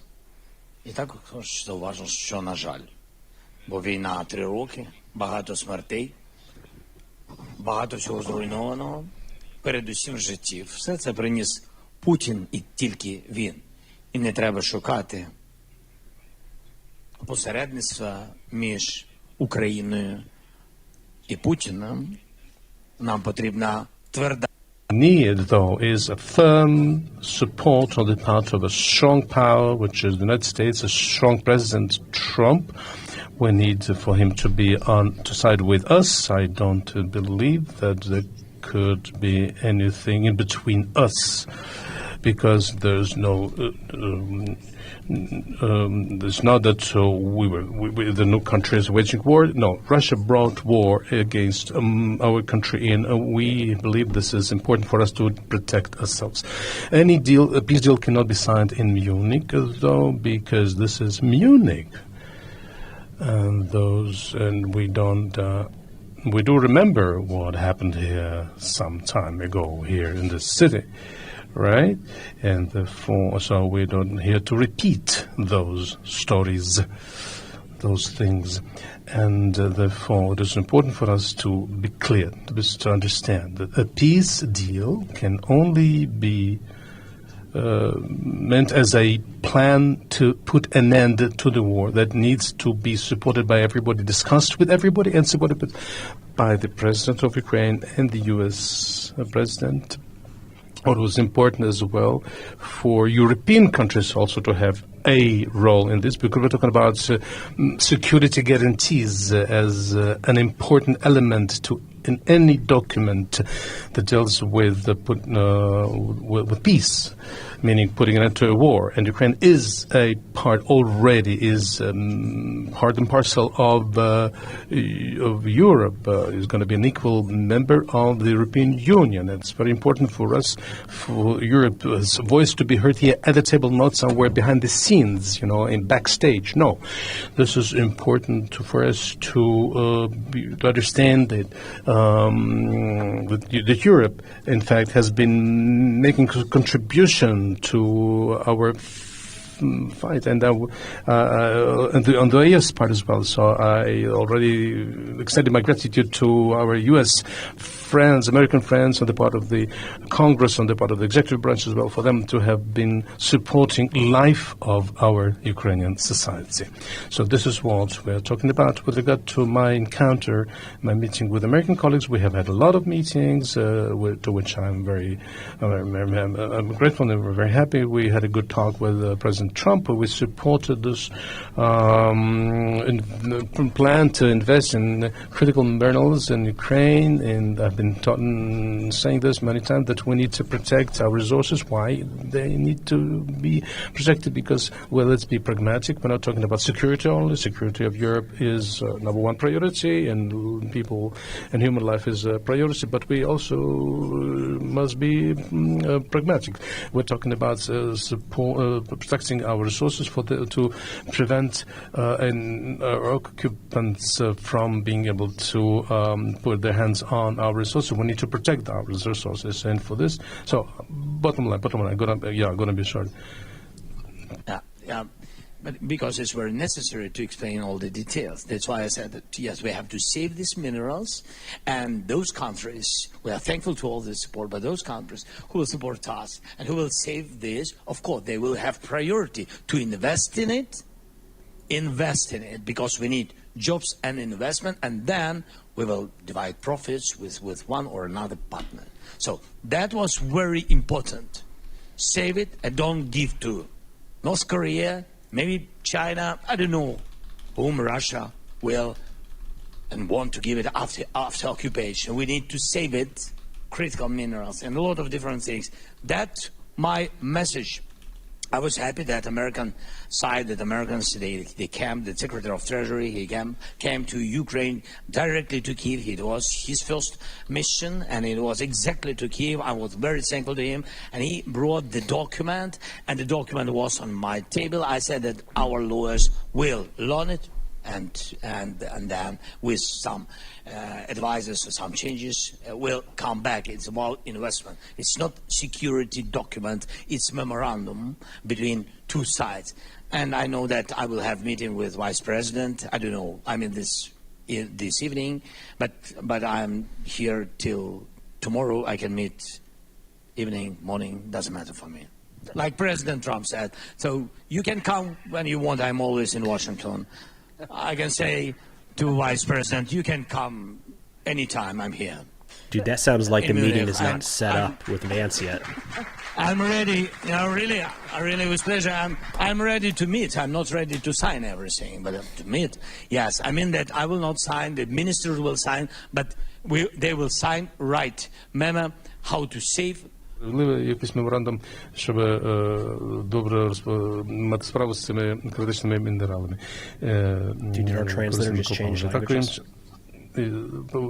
Шановний президент, розмова між Володимиром Путіним і президентом Трампом заохочив Путін, як ви вважаєте? Як ви бачите, це якісь ризики? For the US. Risk? What do you say? Vladimir Putin and Donald Trump have spoken on the phone. You were briefed on the conversation. Is this a risk for yourself, of course, but also the U.S.? Phone calls between Putin and Trump was risk for United States? I think not risk for United States. I think for Trump, because he's stronger than Putin, I think so. I think risks for all the world.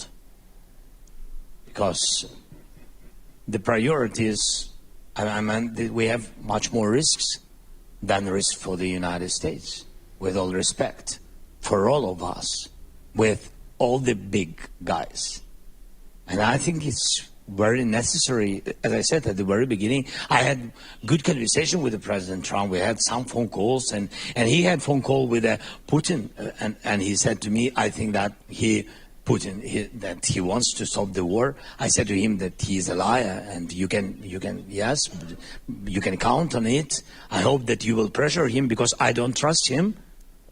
We had such conversations with Putin, direct conversation about ceasefire. So just ceasefire, we don't need just ceasefire. This is global problem. So we had ceasefire. It was my direct decision. And we made a decision that it will be ceasefire and exchange all the prisoners. And he didn't change all the president. Yet we've been very happy. That was first step when we brought home more than 100 guys to their family. It was very necessary between us. Even because of this one reason, I had to come to France in 2019 and bring back people. But he will not just, ceasefire and that's all. That's why I said to President, yes, but I think phone calls are phone calls. Let's forget about it. I think what is very important, the meeting, not to make any decisions about Ukraine without Ukraine. This is principal position we will never accept it. And when I said that we will never accept, I'm not speaking just about me. I'm speaking about all our people, all our nation. People will not stop. We will give him pause. Without the real security guarantees, we will give him pause. I don't want to, be those person in the history who helped Putin to occupy my country. I don't want it. And that's why I will never do it. I will never do it. And it's very important for me to pressure Putin, put all the sanctions. I think President Trump is ready to do it. He has all this power to do it. That's why I wanted very much to come to Washington any day this century. And to come to Washington, and I think we need very much to make the common plan of civilized people and to share all these things with our friends and with the help of our friends of Europe. It's very necessary not to lose this unity. I'm so proud that we are part of such strong Europe. And I think that is important, very important, not to lose this unity. Before this war, maybe not too much things, by the way, which this war made positively. That unity between the United States and Europe, that's what this war brought. And Putin scared it. I think during the last 20, 25 years, I don't remember how many years he's in Kremlin. So, this is the first time when the unity could pressure him, and he couldn't occupy us because of this unity, because of our people and soldiers, of course, but because of this, not to lose it, and now to make a deal without us or without Europe is not a good idea, and I hope that President Trump doesn't have this idea. I count on it very much. I think I answered on 10 next questions. Sorry. I have 100 questions, but to the senators. Yeah, and maybe to the senators, please. To the senators, and maybe let's start with Senator Graham. Are you comfortable with a world in which the president seeks to do deals with authoritarian leaders like Putin or even China before consulting with long-standing allies like Germany and France? Yeah, I'm very okay with Trump talking to Putin. He talked to him. What I'm not okay with is the world losing deterrence. Why are we in this war? Okay, they invade in 2008 Georgia. They invade in 2014. They're back at it again. So rather than worrying about who Trump is calling, why don't we talk a little bit, how the hell did this happen? I've been coming to this thing for 25 years. John McCain, every conference, Putin sucks. He's a liar. Oh, no, you got him wrong. Putin was here. All the people worried about the phone call, where were you when we needed to stop Putin? Why didn't he invade when Trump was president? Because he was afraid of Trump. That's why he didn't invade. Why did he invade in 2014? Because he could get away with it. Why didn't he invade again? Because he could get away with it. I want to tell you and your people, you're the ally I've been hoping for all my life. Not one American has died defending Ukraine. You've taken our weapons and you've kicked their ass. And I'm very proud to have you as our ally. Now, how does this war end? It ends in a way I hope so we don't do this yet again. Do you all agree with that? So it doesn't matter to me who Trump calls or when he calls. It matters to me how it ends. Afghanistan ended poorly. Do you all agree with that? Well, this will not end poorly. President Trump is not going to do in Ukraine what we did in Afghanistan. He's going to try to find a way to make sure this war ends sooner rather than later. And when I talk to people about at home why it matters, Putin won't stop unless somebody stops him. Well, you're stopping him. But he'll keep going unless we get the conditions right. So here's what I think is going to happen. I think he's going to find a way to end this war. in a fashion that Putin would be a fool to do it again. Very quickly, how do you deter Putin? You arm this guy to the teeth. Yeah, you give him a bunch of F-16s, not a few F-16s. You give them ATACMs, you give them tanks, because they will fight. Remind me not to invade Ukraine, okay? It just doesn't work out well. So let's arm this guy. Let's do the minerals agreement so we'll have our American business interests. Putin doesn't understand what's going on. If we sign this minerals agreement, Putin is screwed, because Trump will defend the deal. So the best thing that's going to happen here is he's going to do a deal with you, I hope, and he will defend America's interest.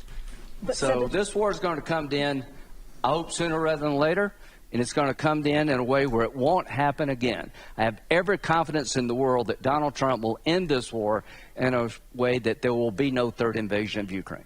Senator, would you rule out NATO membership for Ukraine? I think NATO is ruling that out, not Donald Trump. I think there are members of NATO who are not going to let this man in. But I've got an idea. It comes from the art of the deal. If we can't agree they should be in NATO like right now, can we agree that if there's ever another invasion, the moment they invade, they go into NATO? Let Putin put them in NATO if he wants to. Think of that. If in 2014 we'd had an agreement where if there was another invasion, they would be in NATO, there would have never been an invasion in 2014. So what do I think? I think we let Putin know that if he ever does this again, they're going into NATO really quick. Senator Shaheen? Well, I agree. I don't think we should take NATO off the table. I think it's important for us to have as much leverage for Ukraine as possible going into any kind of a negotiation. So I agree with Senator Graham. We need to give them weapons. I think there's bipartisan support in Congress to do that.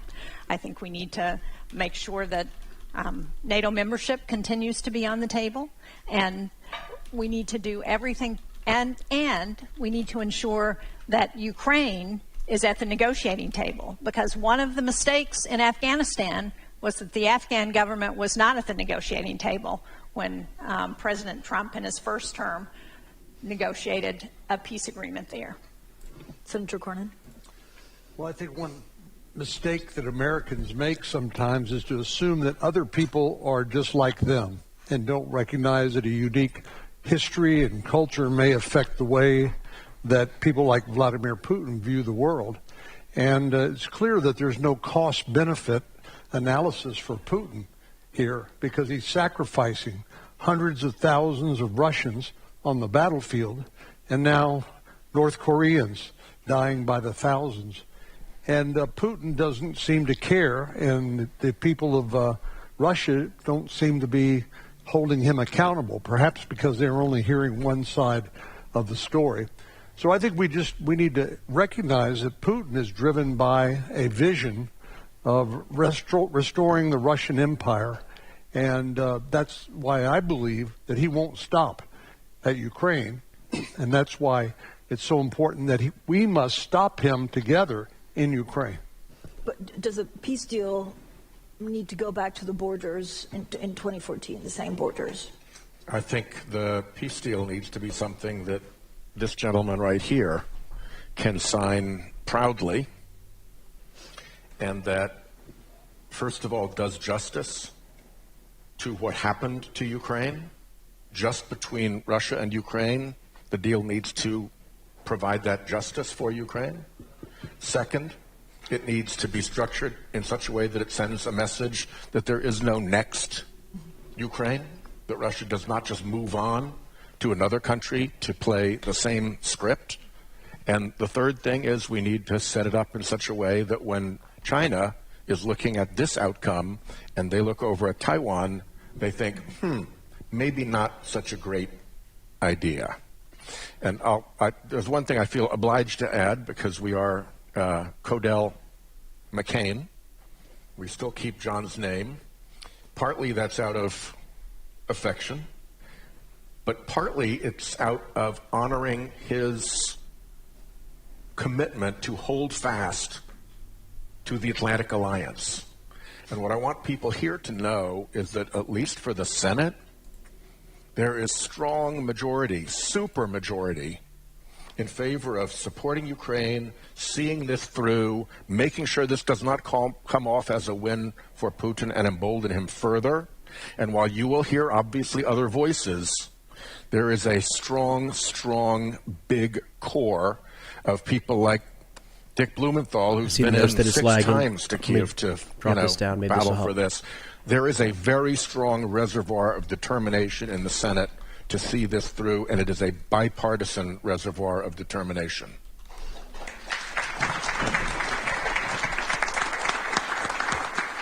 Can I add something? Yeah. Because I think one of the things we haven't talked about, we've talked about the U.S. role, but Europe also has a role.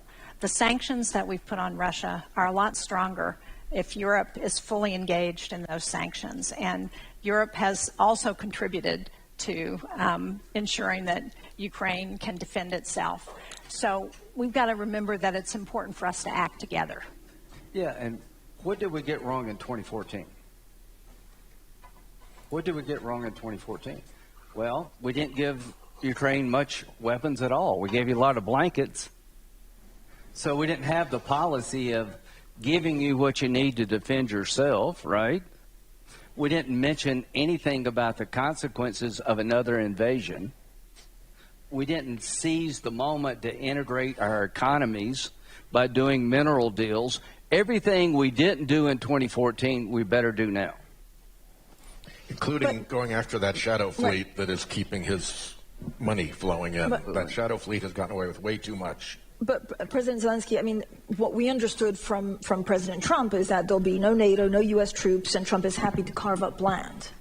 So again, a reaction to what we've heard this week, and how would you sell it back home? What's been the reaction in Ukraine?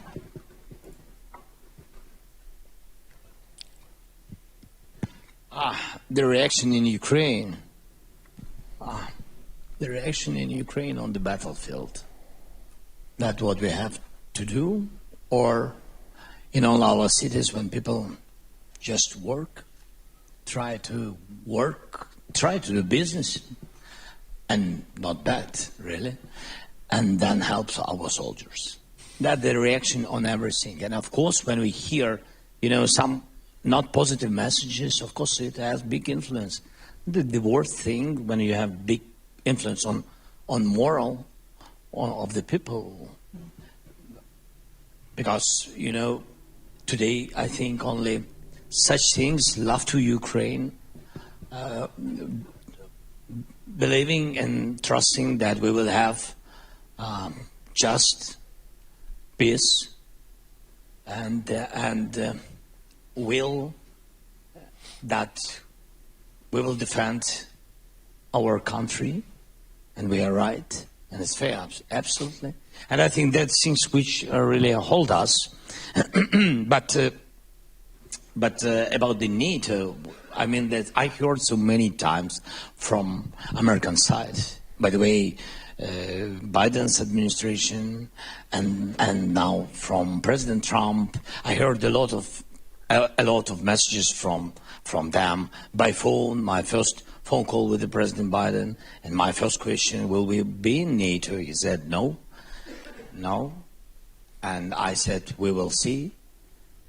And then we had more meetings, more questions, but be very honest, United States, they never saw us in NATO. They just spoke about it. I think that's true. But they really didn't want us in NATO. It's true. I'm not about people, and there are a lot of congressmen, yes, senators, it's true, who've been always in participation with our NATO will, but really on the level of leader of the country, on the level of president, never I heard it, but during my term, I never heard that we will be in NATO. Never. So it's not the question to Trump, to President Trump, with all respect to everybody. That's the question to the policy of the United States or of the White House. This is the policy that Ukraine is not in NATO. But it doesn't mean that we can't change this, because now we see that NATO in Europe consists of strong soldiers, mostly in Ukraine. We are not in NATO, but we really have strong army, which can really make stronger NATO everywhere. And I think this is in both interests to have Ukraine in NATO, and both interests, in interest of Ukraine and in interest of NATO. And that's why when we speak, and we spoke with the President Biden, and we spoke with the President Trump, and especially now with the President Trump, I asked, so okay, if it's not NATO for today, if it's not NATO, we will ask tomorrow, it doesn't matter. But if we're speaking about today, what alternatives? What you know, the alternatives? I don't know. What I see, if we don't have NATO, real NATO, we will make NATO in Ukraine. It means that we need to increase our soldiers, our army, twice. We have 110 brigades. Russia has 220 brigades, real brigades. So they are 2 times bigger than we for today. Yes, but they're increasing mobilization and training, what they're doing now. NATO, there's real brigades in Europe, what can I say? The real brigades in Europe, it's about 82. Today I spoke with senators, 82 brigades, and we have 110. Even together, we are not comparable with Russian army. Even together. So we have increased together. So if we speak security guarantees, we have to find money for a bigger army for Ukraine. And also we have to find possibility how to increase production and increase army in Europe. Who knows? Maybe it's common forces. I don't know. We are ready to speak about it. We have a lot of questions from the floor. I just have one last question for Senator Graham. There's been discussion that China could or even should actually play a role in the Ukraine peace process, even as a guarantor of Russia's good faith or helping out with reconstruction. Is that scenario one that you can envision and that would serve U.S. interests? Well, if China wanted to help get Russia to end this war, that would be great. How many people would like to see China help Russia end this war? I don't know if they will or not, but I've got a bill called pre-invasion sanctions that if China invades Taiwan, we're going to have sanctions from hell and tell them what comes their way. Senator Blumenthal and I had a pre-invasion sanctions bill if Russia invaded Ukraine. Nobody wants to be provocative. If we put Ukraine in NATO, it will make Putin mad. Well, I think he's mad already. So it's not about you. He wants to take the place because you got $7 trillion. Quit worrying about making him mad. Make him scared. Quit worried about offending China. Make them think twice about what they're going to do. If you invade Taiwan, we're going to crush your economy. We're going to put tariffs on you. We're going to put sanctions on you. We won't treat you as a normal country because you're not a normal country. What kind of deal am I looking for? One that not only will deter Putin, will deter Xi and anybody else. It's not working being nice to these people and being afraid of these people. We have a question here, and then a second question over there, and then third. Alexei Goncharenko, member of the Parliament of Ukraine. And my question is to American colleagues. Very striking speech of Vice President Vance right now. He was very critical towards Europe, not so much towards Russia. He almost didn't mention Russia and Russian war against Ukraine. So my question is, today is a happy Valentine's Day. Happy Valentine's Day to everybody. Love and marriage between, and alliance between America and Europe made both sides of Atlantic Ocean great. You now want to make America great again. But is it right way at the beginning to make America single again? Thank you very much. Senator Shane. Look, that's why I said it's important for the United States and Europe to work together on Russia. The transatlantic alliance has been one of the longest relationships of allies, certainly in the U.S. history, and I think it's important to continue that. And I think Vice President Vance missed a good opportunity to point out the past relationship and why we have been successful when we've acted together. President Zelensky spoke. No, that's an applause line. Go for it. It's a ridiculous thing to applaud because he said yesterday, if Ukraine is not an independent sovereign nation, we'll sanction the hell out of Russia and maybe use the military. You must have missed that. But he needs to repeat it. It was in an interview, so maybe today would have been the right way. Another time to say it. With respect to President Zelensky's comment about his need for resources and Senator Sheen's comment about the need for the U.S. and Europe to work together, one very easy way to tie all that together would be to seize Russia's frozen sovereign assets. Amen. Or, if that's too frightening, collateralize them against a massive loan to Ukraine that they then backstop if Russia doesn't make good out of reparations afterwards, and get that money flowing. I think that the bankers are frightened about it. People are frightened about what it means for the currency. But I endorse Lindsay's view that this is what do they call it? A nettle that is worth grasping. Another question. I'm from the Baltics. In the beginning, nobody wanted Baltics in NATO. And nobody had even defense plans. We had no troops. Now we have it all. And it was legendary Senator McCain who started that campaign. So Senator Graham, if you represent that group, we have many Lithuanians, many Ukrainians, many Poles. We have Central and Eastern European coalition, 25 million American citizens of our descent. We will vote for you. Do it what you did for us. Make Ukraine NATO member. Well, yeah.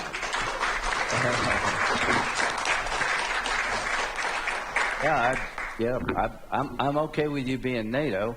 I'm just being honest with you. I think there are a few countries who are not. My idea is a little bit different. I want Putin to know if he ever does this again, you go into NATO right away. I want to take the mystery out of what happens if there's another invasion. You get sanctioned. There's a bunch of bad things coming your way. We'll have troops on the ground in Ukraine. We'll have American business interest. We'll have a Ukrainian military that nobody in their right mind wants to fight. But how about this idea? If we can't get this man in NATO, like right now, can we tell Putin, if you ever do this again, he's going in NATO, like right away? Do you think he'd do it if that was clear to him? I don't think he would. We have a question here. Trudy Rubin from... I think we can hear you. Yeah, it works fine. It's on. Trudy Rubin, columnist from the Philadelphia Inquirer. The President Zelensky has spoken about the need for absolute security guarantees. But from the President's tweets and statements on the phone call and what Secretary Hegseth said, the only security that the U.S. will consider is European troops outside of NATO with no U.S. backup. So I would like to ask the President, would you need U.S. backup for any European force? And I'd like to ask the senators, especially Senator Graham, would you support U.S. backup for any European force, and would it have to be also backed up by NATO? Let's start from Lindsay. On this question, I think important your position. I don't speak good English. I've been telling you what I support, that if he invades again, they go into NATO. That means we all fight. President Zelensky. Okay, we spoke about continuing too much, a lot of times, beginning with, this proposition from the European France, from Emmanuel. We spoke about it with Emmanuel, with Starmer, with other leaders. I spoke about it with Emmanuel, with President Trump, with President Macron, and with me. Yes, three of us, during our common visit to Paris. So we spoke about it a lot of times. First of all, I think that the United States need to be together with Europe supporting Ukraine. That's why it's a message to Putin. It's politically, not even with army, not because of the number of the troops. Politically, it's very important to stay together. And when it's security guarantees from the United States and Europe, it have to be together. That's why it's necessary to stay together in Ukraine if we see like a part of globally, like a part of security guarantees for Ukraine, the part contingents. Yes, that is the first. The second point, as I said, it doesn't matter from what country these forces. Anyway, we need 1.5 million army if we are not in NATO. If we really want to stop any after ceasefire or something like this, I don't know, this negotiation, if we really want not to be afraid the result of new occupation or new invasion of Russia. And this is real security guarantees. Yep. Because it's real preventive security guarantees. That's what really Putin will know, that he has army 1.5 million and Ukrainians have army 1.5 million. If he wants come and die,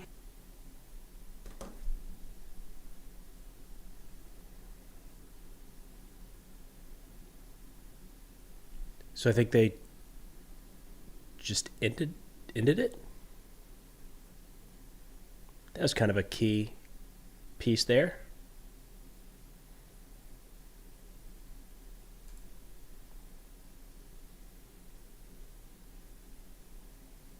The hell was that?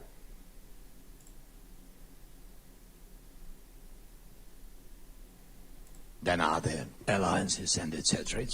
I think it's good to have strong alliances.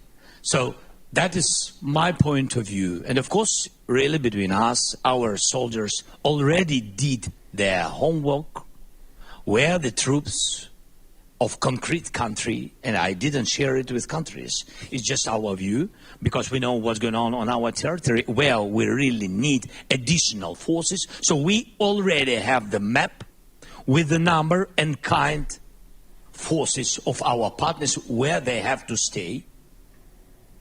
So we are ready, as I said, we are ready for any kind of decisions, positive decisions, I mean any kind of format of meetings. Let's do it, not to find the date. Yeah. Thank you. Okay, thank you. We have a question at the back. I think I only have time for 2 more questions. So one there, and then the gentleman there that's been waiting for a long time. Yeah. I think it should be on. 2 questions to you, Mr. President Zelensky. Barack Ravid from Axios in the U.S. You had the call with President Trump, and he even gave you his personal number at the end of the call, which was a nice gesture. But did you feel, or do you Don't feel? give him yours; he'll let it out. Yeah. Do you feel that other than that gesture, President Trump doesn't need security guarantees? Yeah. Do you feel that President Trump is really committed? Like the commitment we heard from, for example, from Senator Graham to Ukraine? Or are you concerned that at a certain point he can change course and leave you out to dry? And the second question, President Trump said yesterday that there are going to be talks in Saudi Arabia next week between senior officials from Russia, Russia, US, and Ukraine. Can you clarify if that's taking place? Yeah, thank you so much. I never saw your face. I always heard about Axios, that you always, after my phone calls with some leaders, you know what's going on. What was during my phone calls? No, I know it, really. The information, where you have your information, where you get this information? Huh? He works at the NSA. Yeah, nice. So thank you so much. We really had a good conversation with President Trump. Yes, he gave me his telephone number. By the way, it was funny. I can tell you. I think that President Trump will not be against it. I will open you. I said to him that this idea with the date to come to you, I said to him, without date, I said to him, I think it's genius. You want to call him now? No. Yes. Otherwise, you will always have his number. No, I know. No, I said to him, yeah, and he said, you can call me anytime you want. I said to him, yes, thank you so much. But previous time you said me that you can call me directly anytime and didn't give me your phone number. And he said, okay, yes, okay, right, yes, you can call anytime, and really, I hope, and we count that really President Trump will help us. And I really count on him, because he is the President of the United States. People of the United States, they voted for him. He is the President, and the United States is the biggest donator during the war. I mean, comparable with other countries. As I said, Europe also, but it's Europe, totally continent. Yes, United States gave a lot. That's why I count on him. People voted, and we really think, I see, yes, that he is a strong man. And if he will choose our side, and if he will not be in the middle, I think he will, really, I think he will pressure and he will push Putin to stop the war. He can do it. And that is the first. Then about... but there are a lot of, different messages, I think, around him. I think that the problem is there are a lot of information, like with Saudi, as you said, a lot of information in the information field that is not truth or something, disinformation. I don't know, maybe Russians, maybe somebody else, maybe a lot of different people raise up, this disinformation, and it's, political turbulence. This is very dangerous. Especially such things destroy the unity between all of us. This is dangerous. For example, Saudi. Yes, I will make official visit to Saudi Arabia with the First Lady, Saudi Arabia, but also to Emirates and also to Turkey just after Munich. But I had these visits. I have very important dialogues with the guys who already helped us to bring back home our warriors. I have my questions. I don't want to and share a lot of details. I have this very important mission, yes, and we will speak about some list and etc. And they helped a lot with the children, that with the children, yes, deported children. That is a tough situation. It's much more difficult than a lot of things which we today discussed. Also important, but how to get back all our dozens of thousands stolen by Putin children. How to get them back. Right. It's difficult. That's why I have so many meetings, and that is real, my mission. I will not meet with Russians. I don't know they're happy or not happy with this, but I will not. It's not in my plan.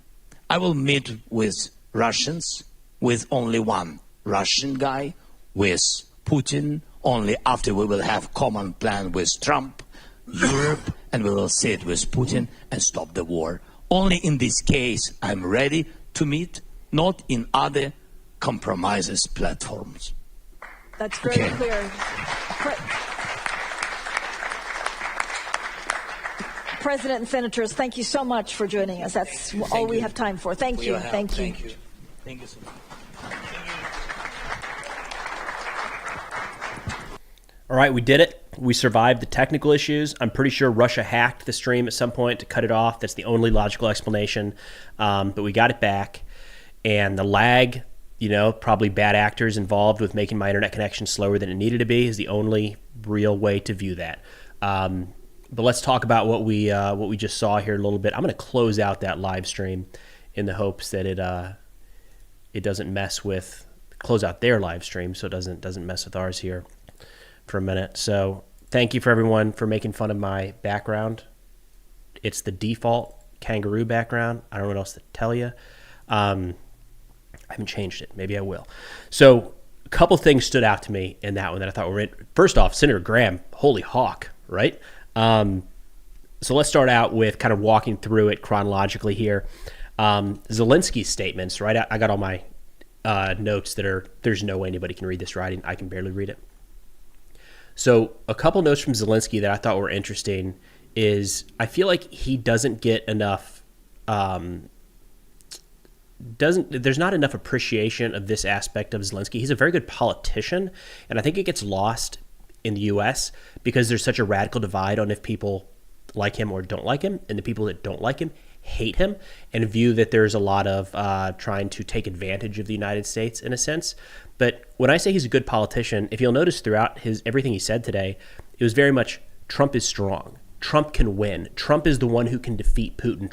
Putin is scared of Trump. Like, that is playing directly to what Trump wants to hear. And we've seen that in the U.S. from domestic politicians before. So and Zelensky was very quick to this. He was doing this during the campaign cycle as well. So he has a very different message. I don't think he said anything in that entire speech about freedom, democracy, the liberal international order. That was very much the Biden administration presentation of support for Ukraine. Zelensky here before and probably going forward continues to play into Trump is the stronger.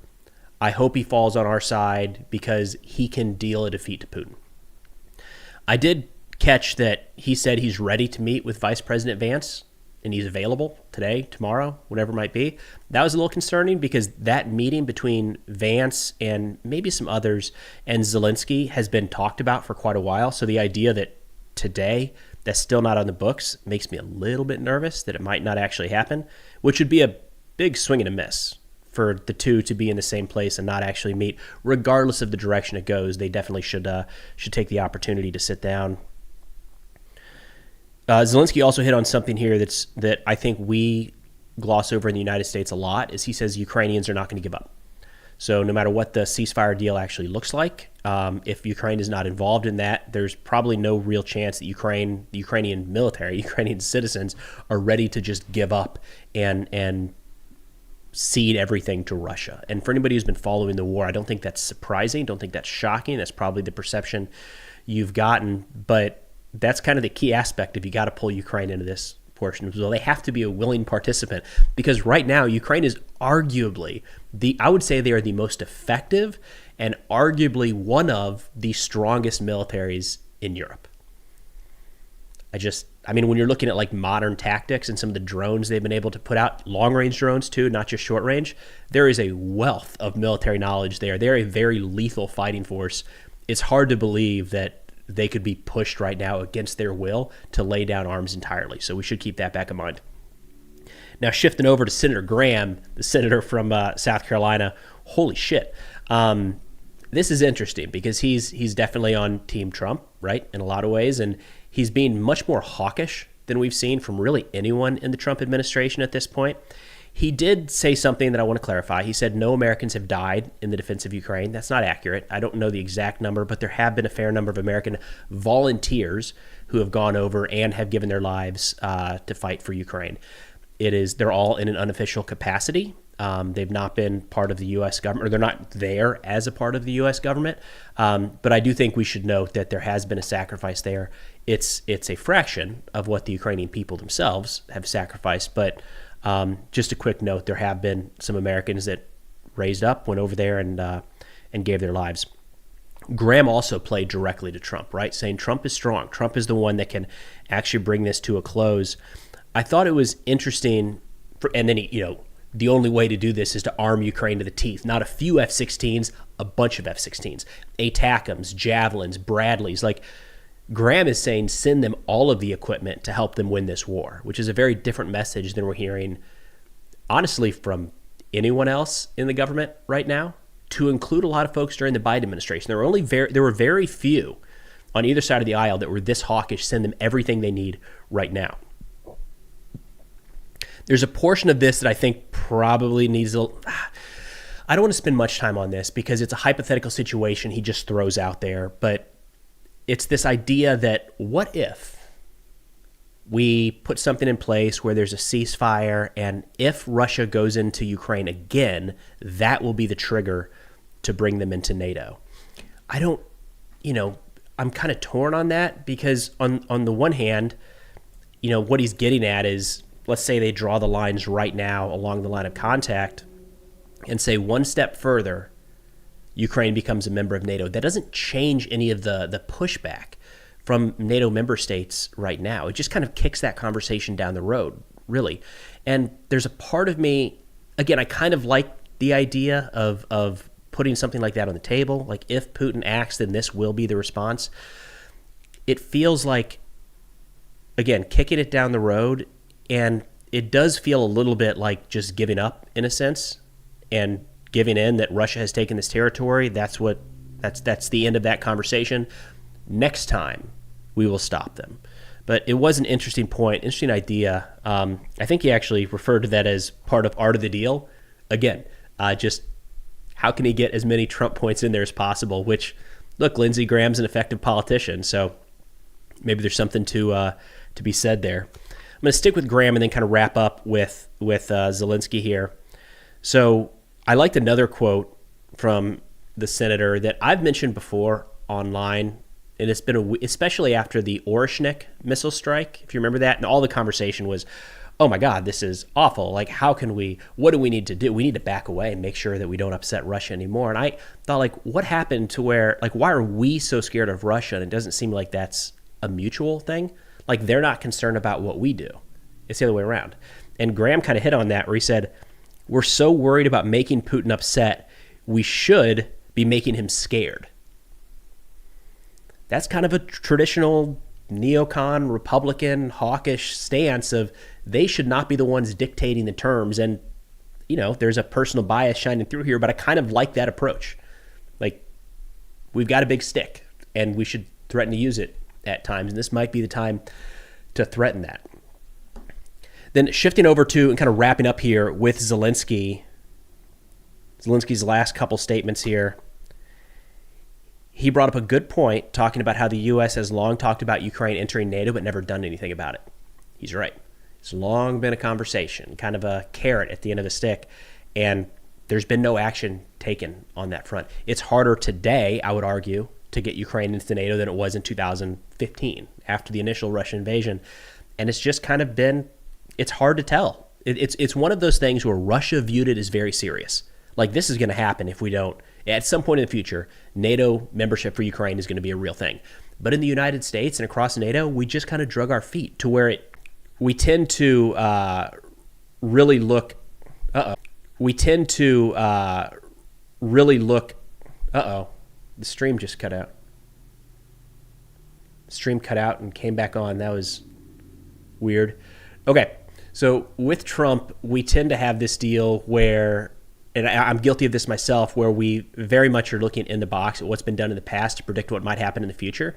And Trump is kind of a pro at coming up with something that nobody's really thought of at all. So when you hear Zelensky talking about the possibilities of some alternative to NATO in Ukraine, I think we have to keep that back in mind. We might see something thrown out there in the next couple of days that hasn't even crossed my mind at all. So I'm trying to keep an open mind with a lot of this stuff that, to be frank, it wasn't there under the Biden administration because that was like, we knew the policy start to finish. It was very much within certain parameters. The Trump administration, like them or not, they definitely do from time to time come out with pretty unique ideas. So we'll keep that in mind. Zelensky did throw out that they need to double the size of their military. I don't think I've heard that thrown out before. Doubling the size of their military. He said 2x, we need to double it at some point in terms of the number of brigades, Ukrainian versus Russian brigades. But he also, similar to that vein, talked about how maybe a larger European military force and a Ukrainian military force together would be enough to deter Russia from trying to do anything like this in the future. Those were my key takeaways. I'm going to be very interested to see what this looks like in U.S. politics over the next couple of days here, because we're seeing a lot of back and forth, up, down, and sideways. I feel like I've heard the most hawkish approaches to this war, as well as the most hands-off, Russia's going to do whatever they're going to do, all in the span of like 72 hours. So I'm completely confused as to what we're actually going to see here. But I do owe a couple questions here. I know you guys are throwing these in the chat throughout. I was trying to also take notes about what these guys were saying. Thank God it came back on in English, and look at the chat at the same time. And there's no way that was all going to get done. Nathan, I was joking. Russia's not messing with the feed.